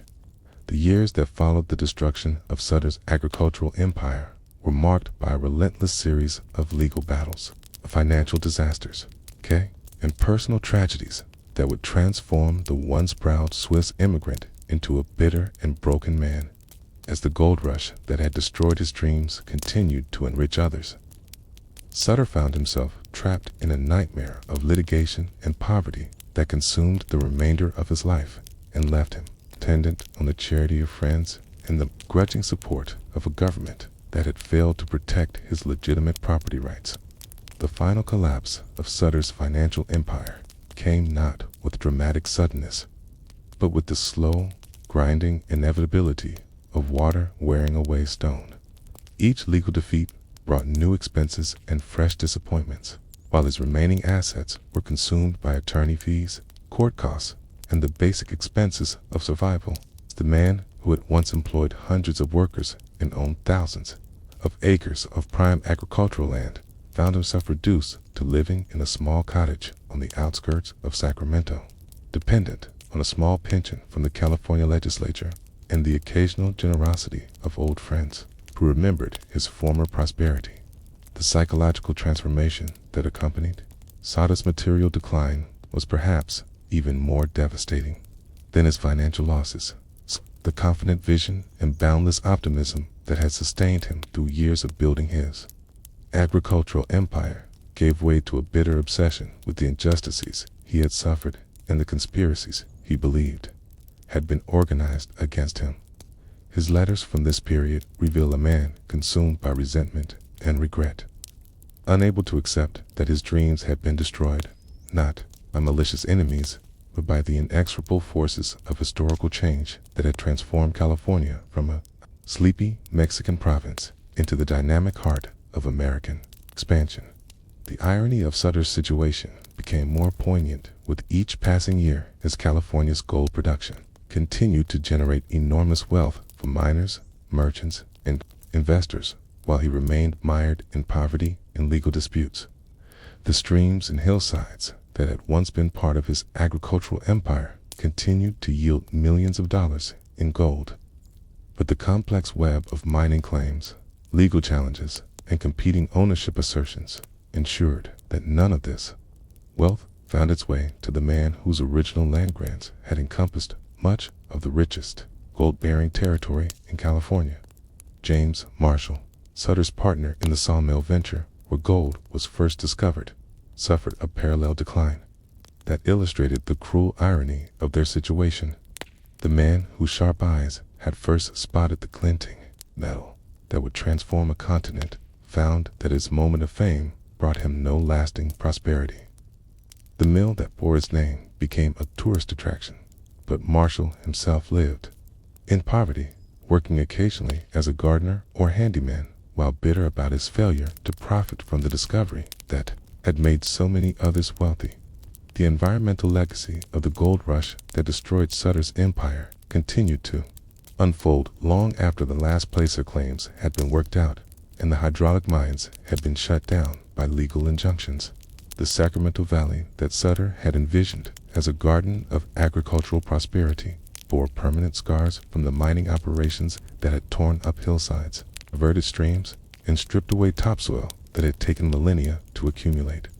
The mercury that miners had used to extract gold from or contaminated water supplies and soil throughout the region, creating health hazards that would persist for generations. The agricultural potential that Sutter had recognized in the Sacramento Valley was eventually realized, but only after decades of recovery from the environmental damage caused by gold mining. The irrigation systems that he had pioneered were rebuilt and expanded. The fertile soils were restored through careful farming practices, and the region eventually became one of the most productive agricultural areas in the world. But this agricultural renaissance came too late to benefit Sutter, who died in 1880, still fighting legal battles over land that had long since passed into other hands. The town of Sacramento, which grew up near the site of Sutter's fort, became a symbol of both the opportunities and the costs of American expansion. The city that emerged from the gold rush was dynamic, prosperous, and forward-looking, embodying the energy and optimism that characterized American society in the late 19th century. Fuda was also built on the ruins of Sutter's dreams and the destruction of the Native American communities that had inhabited the region for thousands of years, reminding observers that progress often came at a terrible cost to those who stood in its path. The mythologization of the gold rush in American popular culture tended to obscure the human costs of the transformation that it brought to California. The stories that Americans told themselves about the 49ers emphasized their courage, determination, and democratic values while minimizing the environmental destruction, social disruption, and individual tragedies that accompanied their quest for wealth. Sutter's story, when it was remembered at all, was often romanticized as a tale of noble failure rather than examined as a case study in the collision between different economic systems and cultural values. The lessons that Sutter's tragedy offered about the relationship between individual property rights and democratic access to natural resources remained relevant long after his death. The tension between protecting established property claims and ensuring that natural resources could be developed for the benefit of the broader society would reappear throughout American history. From the oil booms of Texas and Oklahoma to the two modern debates over mineral rights in Alaska and the American West, Sutter's experience has illustrated both the importance of legal protections for property rights and the limitations of those protections when confronted with overwhelming popular pressure for access to valuable resources. The international attention that Sutter's case attracted reflected global interest in American land policies and their implications for foreign investment and immigration. European observers noted that the failure to protect Sutter's Mexican land grants might discourage other foreign investors from risking their capital in American ventures, while supporters of American expansion argued that democratic access to natural resources was more important than protecting the privileges of foreign landowners. The debate over Sutter's treatment became part of a broader discussion about America's commitment to the rule of law and the protection of minority rights in a democratic society. The political implications of Sutter's treatment by American legal institutions influenced debates about federalism, property rights, and the obligations of government to protect individual citizens from majoritarian tyranny. His case became a rallying point for those who argued that the federal government had a responsibility to protect property rights established under previous sovereignty, while opponents contended that democratic principles required equal access to natural resources regardless of prior claims. The precedents established by the resolution of his case influenced American property law and constitutional interpretation for decades to come. As we consider the full arc of John Sutter's rise and fall, we see reflected in his story the broader tensions and contradictions that shaped American development in the 19th century. His vision of creating a feudal agricultural empire in the California wilderness represented one possible path for American expansion, based on established property rights, gradual development, and hierarchical social relationships. The gold rush that destroyed his empire represented an alternative path based on democratic access to natural resources, rapid exploitation of opportunities, and competitive individualism. The triumph of the second path over the first would define not just California's development, but America's approach to natural resource exploitation throughout the West, with consequences that continue to shape the region today.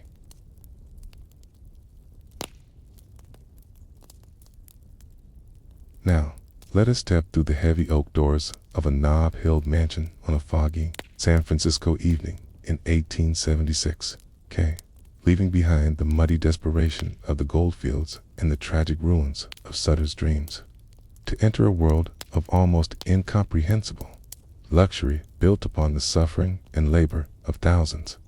Picture yourself as an invisible observer in the gaslit dining room of railroad baron Leland Stanford, where crystal chandeliers cast dancing shadows on silk wallpaper imported from Paris, and where the evening's entertainment will cost more than most miners earned in a year of back-breaking labor in the Sierra Nevada. The mansion itself stands as a monument to the transformative power of gold and the ingenuity of those who understood that the real fortunes lay not in extracting metal from the ground, but in providing services and infrastructure to those who did.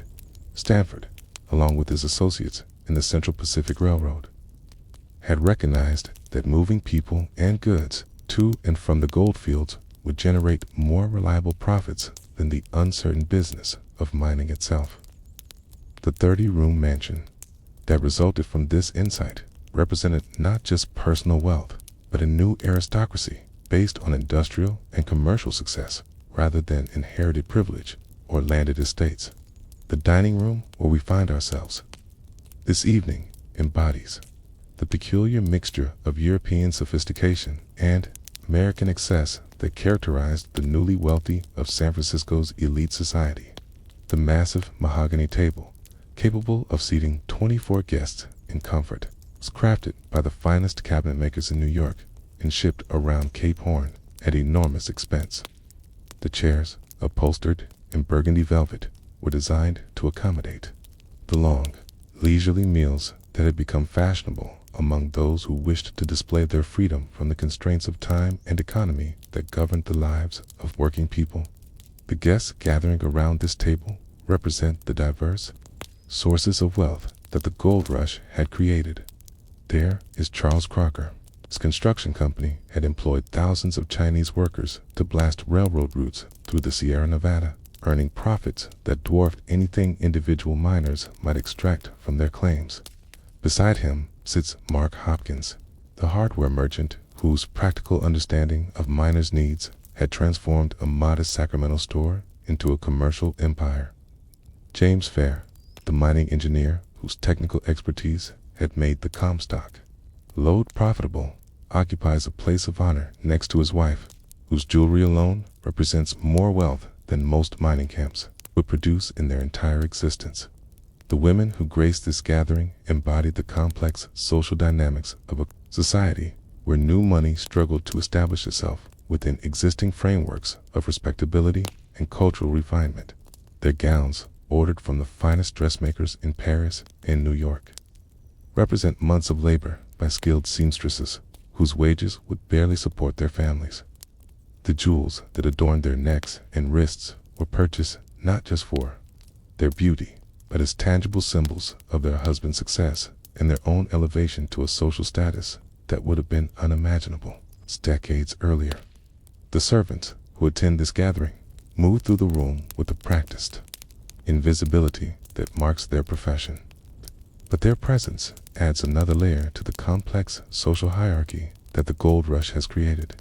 Many are immigrants themselves, Irish women who fled the potato famine, Chinese men who remained in California after completing their railroad work, German craftsmen who found more reliable employment in domestic service than in the uncertain business of mining. Their labor makes possible the leisure and luxury that their employers enjoy. But the gulf between servant and master in this gilded world, is as vast as the distance between the mansion's marble floors and the muddy streets of the mining camps. The meal itself represents a stunning display of abundance and sophistication that stands in stark contrast to the beans and hardtack that sustain the miners whose labor ultimately pays for this extravagance. The first course features oysters shipped live from the East Coast in specially designed railroad cars, a technological and logistical achievement that demonstrates the infrastructure innovations driven by gold rush wealth. These delicacies which cost more per dozen than a miner might earn in a week, are served on china specially commissioned from the finest porcelain manufacturers in Europe, each piece bearing the Stanford family crest that symbolizes their transformation from middle-class merchants to American aristocracy. The wines that accompany each course tell their own story of global commerce and conspicuous consumption. The champagne, imported from the finest houses in France, represents not just luxury, but international recognition of California's new wealth and influence.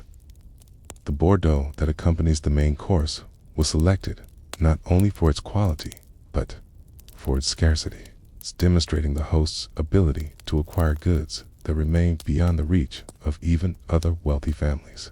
The port that concludes the meal, aged for decades in Portuguese cellars, symbolizes the patience and refinement that the newly wealthy hope will legitimize their rapid ascent to social prominence. The conversation that flows around this table reveals the complex psychology of men and women who have achieved wealth beyond their wildest dreams but remain uncertain about their place in American society. They discuss their latest real estate acquisitions, their plans for European travel, and their strategies for securing advantageous marriages for their children. But beneath this surface confidence lies an anxiety about their legitimacy and permanence. They are acutely aware that their fortunes are built on the volatile foundation of resource extraction and speculation, and they seek constantly to convert their liquid wealth into the solid symbols of respectability and permanence. The art that decorates the walls of this dining room represents another form of investment and cultural aspiration. The paintings, purchased from European dealers or commissioned from fashionable American artists, serve not just as decoration, but as evidence of the owner's sophisticated taste and cultural refinement. A landscape by Albert Bierstadt depicting the American West hangs beside portraits of Stanford ancestors, creating a visual narrative that links their frontier success to broader themes of American expansion and achievement. The sculpture that graces the sideboard was selected not just for its artistic merit, but for its ability to communicate the owner's cosmopolitan sophistication and aesthetic sensitivity. The lighting that illuminates this scene represents one of the technological marvels that gold rush wealth has made possible. The gas fixtures that supplement the traditional candles provide a steady, bright illumination that would have been impossible just decades earlier, demonstrating the infrastructure developments that have transformed San Francisco from a frontier settlement into a modern city. The colored glass shades that diffuse this light were crafted by skilled artisans whose work represents the emerging American decorative arts industry that serves the needs of the newly wealthy. The servants who attend this gathering observe this display of wealth with emotions that range from admiration to resentment, understanding better than the guests themselves the human cost of such extravagance. They see the waste that accompanies such luxury food that could feed families thrown away without thought, clothing discarded after single wearing, and possessions accumulated and forgotten. Their own struggles to support their families on wages that barely cover basic necessities provide a sharp contrast to the casual extravagance that surrounds them. The technological innovations that make this evening possible extend beyond the gaslighting to include the transportation systems that bring fresh food from distant locations, the communication networks that coordinate complex business operations, and the financial instruments that manage vast wealth accumulated from resource extraction. The telegram that arrives during dinner brings news of mining operations in Nevada, railroad construction in the mountains, and shipping schedules that will affect the flow of goods and profits. These communications represent the emerging infrastructure of American capitalism that will transform not just California, but the entire continent. As the evening's elaborate dinner continues in the gaslit splendor above, let us descend the narrow servant staircase to discover the hidden world that makes such luxury possible. In the basement kitchen of the Stanford mansion, a different drama unfolds, one of exhausting labor, quiet desperation, and in the complex human relationships that develop between those who serve and those who are served. Here, in the realm of coal stoves and copper pots, Chinese cooks work alongside Irish maids and German butlers, creating a multicultural workforce that mirrors California's diverse population. While remaining largely invisible to the society it serves, the kitchen itself represents a marvel of Victorian domestic technology, equipped with the latest innovations in cooking and food preparation that money can buy. The massive cast-iron range, imported from the finest manufacturers in Philadelphia, burns coal that arrives by railroad from distant mines. Its heat, carefully controlled by a complex system of dampers and flues that require constant attention from skilled operators. The ice house, attached to the kitchen, stores blocks of ice harvested from Sierra Nevada lakes and transported to the city in specially insulated railroad cars, providing refrigeration that makes possible the elaborate menus that characterize elite entertaining.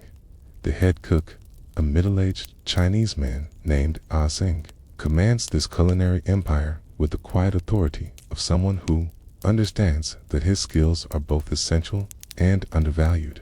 He came to California during the early days of the gold rush, working first in mining camp kitchens where he learned to prepare the simple fare that sustained exhausted miners.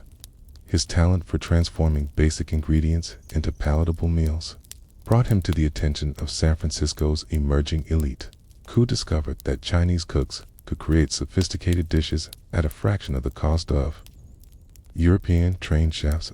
R. Sing's position in the household hierarchy is complex and precarious, reflecting the broader racial tensions that pervade California society.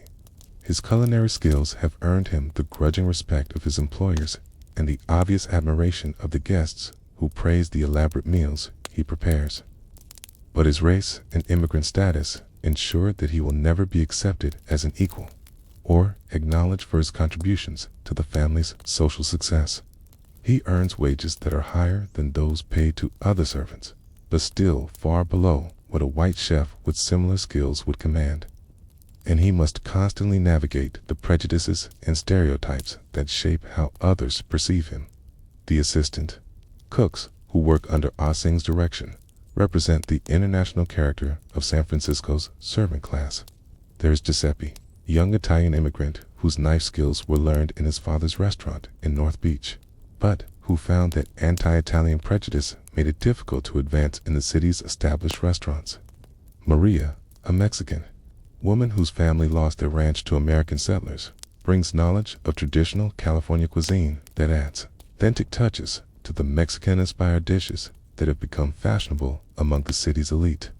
These workers earn wages that barely cover their basic living expenses, but they treasure their positions in elite households because such employment provides security and respectability that are difficult to find elsewhere. The scullery maids, who wash the endless stream of dishes, pots, and serving pieces, work in conditions that would be considered appalling by modern standards. They stand for hours in clouds of steam, their hands red and cracked from constant exposure to harsh soap and scalding water, scrubbing the delicate china and crystal that represent more wealth than they will ever possess. Their workday begins before dawn and ends well after midnight, with only brief breaks for meals that consist of simple fare prepared from the leftovers and scraps that remain after the family and guests have been served. The dining room staff, who serve the elaborate meals upstairs, must master a complex choreography of service that requires not just physical skill, but psychological endurance. They must remain invisible while attending to every need of the guests, anticipating requirements that are never directly stated, while avoiding any action that might draw attention to their presence. The slightest mistake, a glass refilled too quickly, a plate removed too slowly, a facial expression that reveals their own thoughts or emotions, can result in immediate dismissal without references that would make finding other employment possible. Sarah, head parlor maid, exemplifies the complex position of skilled domestic workers in this hierarchical world. An Irish immigrant who fled the poverty and oppression of County Cork. She has worked her way up from scullery maid to a position of relative authority and respectability within the household. Her wages allow her to send money to family members still struggling in Ireland, and her position provides access to cast-off clothing and furnishings that would otherwise be beyond her means. But her security depends entirely on maintaining the approval of her employers, who can terminate her employment without notice or explanation, leaving her without income or housing. The relationships that develop between family members and their servants illustrate the complex emotions that characterize domestic service in this era. The Stanford children, raised from birth in the presence of servants, often develop closer emotional bonds with their nannies and governesses than with their own parents, or frequently absent on business or social obligations. These relationships can create genuine affection and loyalty, but they are always constrained by the fundamental inequality that governs all aspects of domestic service. The housing provided for servants reflects their marginal status within the household hierarchy. The attic rooms where most of the staff sleep are cramped, poorly heated, and furnished with the bare minimum necessary for basic survival. A single small window provides the only natural light, and the thin walls offer little privacy or protection from the noise and activities of other servants. The contrast between these Spartan accommodations and the luxury that surrounds the family areas of the house serves as a constant reminder of the servant's subordinate position in the household. The social life available to domestic servants is severely limited by their working conditions and social status. Their long hours and irregular schedules make it difficult to maintain friendships outside the household, while their association with domestic service marks them as socially inferior in the eyes of other working-class people. Many servants form romantic relationships with other household staff. These relationships must be conducted secretly to avoid the disapproval of employers who view such attachments as distractions from work responsibilities. The relationship between domestic servants and the broader labor movement reflects the isolated and vulnerable position of household workers within the emerging industrial economy. Unlike factory workers who can organize unions and engage in collective bargaining, domestic servants work in isolation and depend entirely on individual relationships with their employers. This makes them particularly vulnerable to exploitation and abuse, while also limiting their ability to improve their working conditions through collective action. As our evening in the Stanford mansion draws to a close and the last guests depart into the foggy San Francisco night, we are left to contemplate the extraordinary tableau we have witnessed, a scene that captures in miniature the vast transformations that the California Gold Rush brought to American society. The contrast between the opulent dining room above and the exhausted servants below stairs represents more than just individual inequality. It illuminates the fundamental restructuring of American capitalism that Gold Rush wealth made possible, and the human costs that accompany this transformation. The carriage wheels that clatter away from the mansion into the darkness carry with them representatives of the new American aristocracy, men and women whose wealth was built not on inherited land or traditional commerce, teasing but on the exploitation of natural resources in the labor of thousands of desperate fortune seekers. Their comfortable conversations about art acquisitions and European travel reflect a distance from the sources of their wealth that allows them to enjoy their luxury without confronting the suffering that made it possible. This psychological separation between wealth and its origins would become a characteristic feature of American capitalism, enabling the accumulation of enormous fortunes while maintaining the fiction that such wealth represented individual merit rather than systematic exploitation.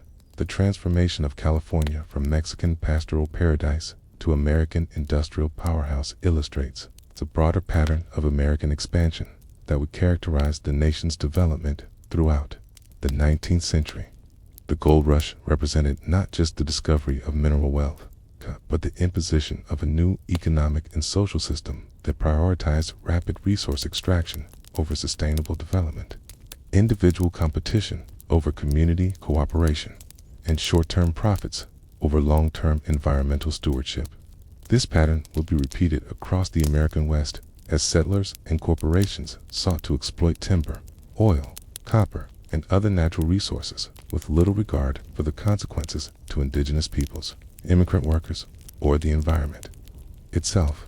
The multicultural workforce that we observed in the Stanford kitchen represents one of the most significant but underappreciated legacies of the Gold Rush era. The Chinese, Irish, German, Italian, and Mexican workers who built California's infrastructure and served its elite created a diverse society that challenged traditional American assumptions about race, ethnicity, and national identity, facing discrimination and exploitation. These immigrant communities established institutions, businesses, and cultural traditions that would enrich California's development for generations to come. Their contributions to the state's economic growth far exceeded the recognition or compensation they received, creating patterns of inequality that would persist long after the gold rush itself had ended.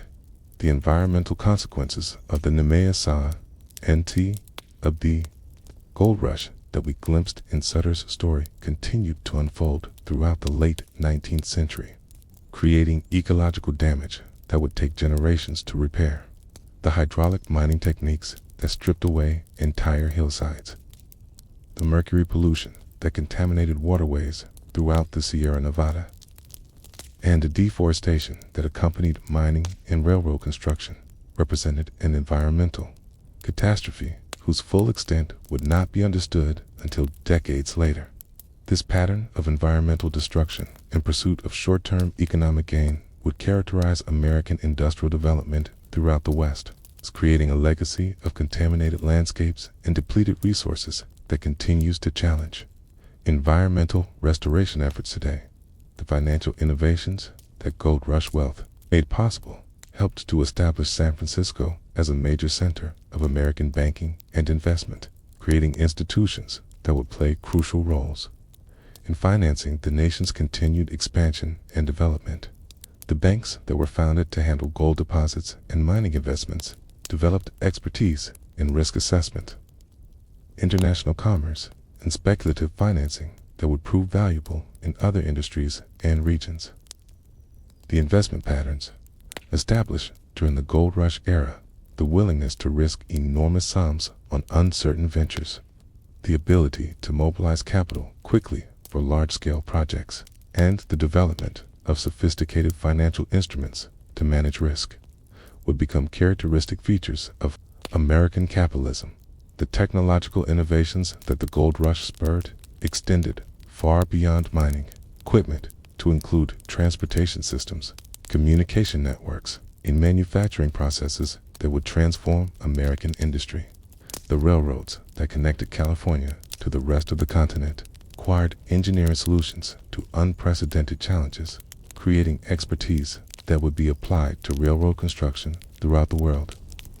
The steamship lines that carried passengers and freight around Cape Horn and across the Pacific Ocean pioneered navigation and shipping techniques that would facilitate global commerce. The telegraph systems that coordinated these complex operations helped to create the communication infrastructure that would enable the emergence of national and international corporations. The social mobility that the Gold Rush promised, the idea that any individual could achieve wealth and status through hard work and good fortune, became a central element of American mythology that would influence the nation's self-image for generations. The reality, as we have seen, was far more complex and often tragic, with most fortune seekers achieving neither wealth nor status, while the greatest profits flowed to those who were already well positioned to take advantage of new opportunities.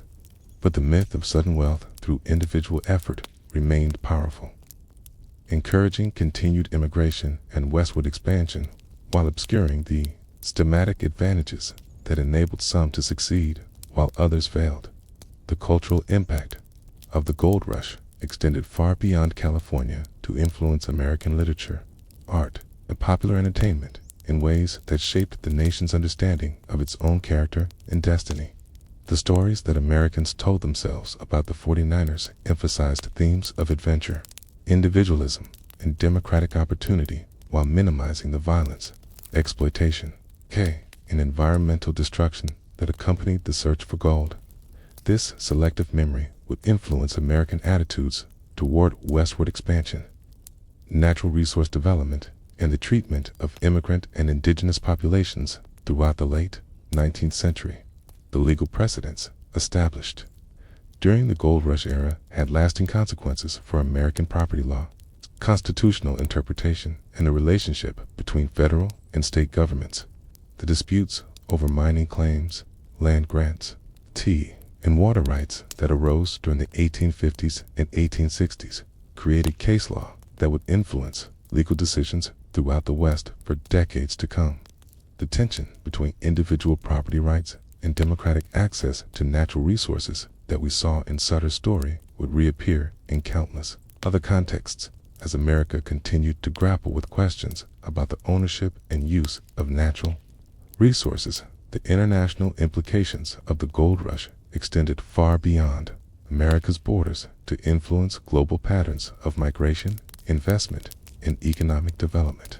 The wealth that flowed from California's goldfields helped to finance American industrial development while creating demand for goods and services from around the world. The techniques and technologies developed for California mining were exported to gold rushes in Australia, Africa, and South America, spreading American influence and expertise throughout the global mining industry. The immigration patterns established during the California gold rush, the movement of workers from Asia, Europe, and Latin America to American mining regions, would be repeated in subsequent resource booms throughout the American West. The educational and cultural institutions that gold rush wealth made possible helped to establish California as a center of American intellectual and artistic life. The universities, libraries, museums, and cultural organizations that benefited from the philanthropy of successful mining entrepreneurs created resources that would serve the state's development for generations. The University of California, the California Academy of Sciences, and numerous other institutions that received support from gold rush millionaires became centers of research and education that contributed to the state's continued economic and cultural development. The religious and moral implications of the gold rush challenged traditional American values in ways that would influence the nation's spiritual and ethical development throughout the late 19th century. The breakdown of conventional moral restraints in the mining camps, the vast inequalities that gold rush wealth created, and the environmental destruction that accompanied resource extraction forced Americans to confront questions about the relationship between material prosperity and moral progress. The responses to these challenges, ranging from social gospel activism to the development of conservation philosophy, would shape American religious and intellectual life for generations. And so, our journey through the golden age of California draws to its gentle close. Like the settling of dust after a long day's work in the diggings, with a gradual dimming of gaslight in a mansion's dining room as another evening of extravagance fades into memory. We have walked through mud and marble, witnessed desperation and decadence, observed the making and breaking of fortunes that seemed as permanent as the Sierra Nevada mountains, but proved as fleeting as morning in the Sacramento Valley. The stories we have shared tonight of miners who gambled everything on handfuls of gravel, of Levi Strauss who built an empire on the simple insight that working men needed better clothes, of John Sutter whose agricultural paradise was destroyed by the very discovery that should have secured his prosperity, and of the glittering elite who dined on others' suffering while remaining blind to its cost. These tales remind us that human nature changes little across the generations, even as the circumstances of our lives are transformed by technology, law, and social evolution. The California Gold Rush was more than just a historical event. It was a concentrated expression of the American character, revealing both the magnificent audacity and the tragic flaws that would shape the nation's development for generations to come. The courage that drove farmers and shopkeepers to abandon everything familiar and travel thousands of miles on the mere promise of wealth speaks to an optimism and determination that remains characteristically American. The ingenuity that transformed wilderness into cities, that built railroads across impossible terrain, and that created new industries to serve unprecedented needs, demonstrates the practical creativity that has long distinguished American enterprise. But the gold rush also revealed the darker aspects of American expansion, the willingness to destroy environments and communities in pursuit of short-term gain, the tendency to view human relationships primarily through the lens of economic opportunity, and the capacity for self-deception that allowed people to maintain myths of democratic equality while participating in systems of systematic exploitation. These contradictions, which we have seen played out in the mining camps, corporate boardrooms, and serving quarters of Gold Rush California, would echo through American history in the oil fields of Texas, the steel mills of Pennsylvania, the automobile factories of Detroit, and countless other venues where the promise of prosperity collided with the reality of human cost. The environmental lessons of the gold rush speak with particular urgency to our own time, when questions of sustainability and resource depletion have taken on global significance. The hydraulic mining that stripped away entire mountainsides, the mercury pollution that contaminated watersheds for generations, and the deforestation that accompanied railroad construction represent an early chapter in the ongoing story of humanity's relationship with the natural world. The short-term thinking that prioritized immediate extraction over long-term stewardship created problems that required decades to understand and generations to address, offering cautionary lessons for contemporary debates about climate change, biodiversity loss, and environmental justice. The social inequalities that we observed in the contrast between Nob Hill mansions and mining camp shanties, between elaborate dinner parties and exhausted servants, reflect patterns of wealth concentration that have persisted throughout American history and remain contentious issues today. The mechanisms that allowed some individuals to accumulate enormous fortunes while others who contributed equally essential labor remained trapped in poverty illustrate the complex relationships between individual effort, systemic advantage, and historical circumstance that continue to shape economic outcomes in contemporary society. The immigration patterns that the gold rush established, the movement of workers from Asia, Europe, and Latin America to American resource extraction regions created multicultural communities that challenged traditional American assumptions about race, ethnicity, and national identity. The discrimination and exploitation that these immigrant workers faced, alongside their essential contributions to economic development, established patterns that would be repeated throughout American history as successive waves of newcomers sought opportunity while confronting prejudice and systematic disadvantage. The technological innovations that gold rush wealth made possible, from hydraulic mining equipment to transcontinental railroads, from banking systems to communication networks, helped to create the infrastructure that would support America's emergence as a global industrial power. The willingness to invest enormous sums in unproven technologies, to experiment with new organizational methods, and to scale up successful innovations for mass application became characteristic features of American business culture that continue to influence economic development today. The cultural legacy of the gold rush extends far beyond its immediate economic and political impacts to influence how Americans understand their national character and historical destiny. The myths that grew up around the 49er stories that emphasized individual courage, democratic opportunity, and the triumph of determination over adversity became central elements of American national mythology that continue to shape political rhetoric, popular entertainment, and personal aspirations. The reality, as we have seen, was far more complex and often tragic. But the mythologized version of the gold rush experience provided Americans with powerful narratives about their capacity for renewal, transformation, and success against overwhelming odds. The legal and political precedents established during the gold rush era had lasting consequences for American constitutional development, its property law, and the relationship between federal and state governments. The disputes over mining claims, land grants, and water rights that arose during the 1850s and 1860s created case law that would influence legal decisions throughout the West for decades to come. The tension between individual property rights and democratic access to natural resources that we saw in Sutter's story would reappear in countless other contexts as America continued to grapple with questions about the ownership and use of natural resources. Perhaps most fundamentally, the California Gold Rush represents a case study in the double-edged nature of rapid social and economic change.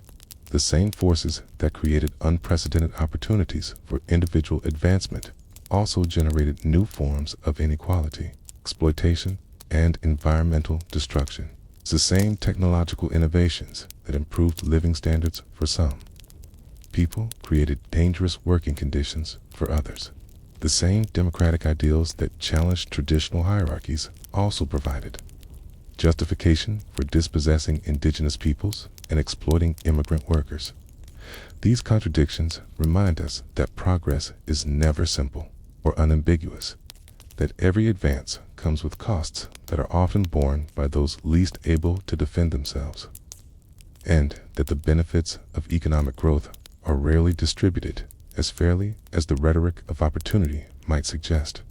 The gold rush experience illustrates both the tremendous creative potential of human enterprise when freed from traditional constraints and the destructive consequences that can result when that creative energy operates without adequate moral and legal frameworks to protect the vulnerable and ensure that the costs of development are fairly shared.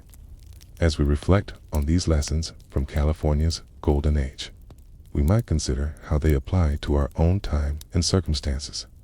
The digital revolution that has transformed contemporary society in ways that parallel the gold rush's impact on 19th century America offers both unprecedented opportunities and serious challenges. The concentration of wealth in technology companies, the displacement of traditional industries and communities, the environmental costs of digital infrastructure, the social disruption caused by rapid technological change, all echo themes that we have explored in our journey through Gold Rush California. The global economy that connects our lives to people and places around the world creates opportunities for prosperity and cultural exchange that would have amazed the 49ers, but it also generates new forms of inequality and exploitation that would have been familiar to the Chinese workers who built California's railroads or the servants who labored in San Francisco's mansions. The challenge for our generation, as for theirs, is to harness the creative potential of economic and technological change while developing institutions and values that ensure its benefits are more broadly shared and its costs more fairly distributed. The environmental challenges that confront our world today, from climate change to biodiversity loss, from pollution to resource depletion, require the same kind of long-term thinking and collective action that might have prevented the environmental destruction of the gold rush era. The short-term thinking that prioritized immediate profits over environmental stewardship created problems that took generations to address, offering sobering lessons for contemporary efforts to build sustainable economic systems that can provide prosperity without destroying the natural foundation on which all human activity depends. As you drift toward sleep tonight, carrying with you these stories of human ambition and frailty, of dreams realized and destroyed, of fortunes won and lost in the muddy streams and marble mansions of Gold Rush, California, you might find comfort in the knowledge that the human capacity for both creation and destruction, for both generosity and greed, for both wisdom and folly, remains constant across the generations. The specific challenges that we face may differ from those that confronted the miners and merchants, the servants and railroad barons of the 1850s. But the fundamental questions about how we treat each other, how we relate to the natural world, and how we balance individual ambition with collective responsibility remain as relevant today as they were in the gold fields of the Sierra Nevada.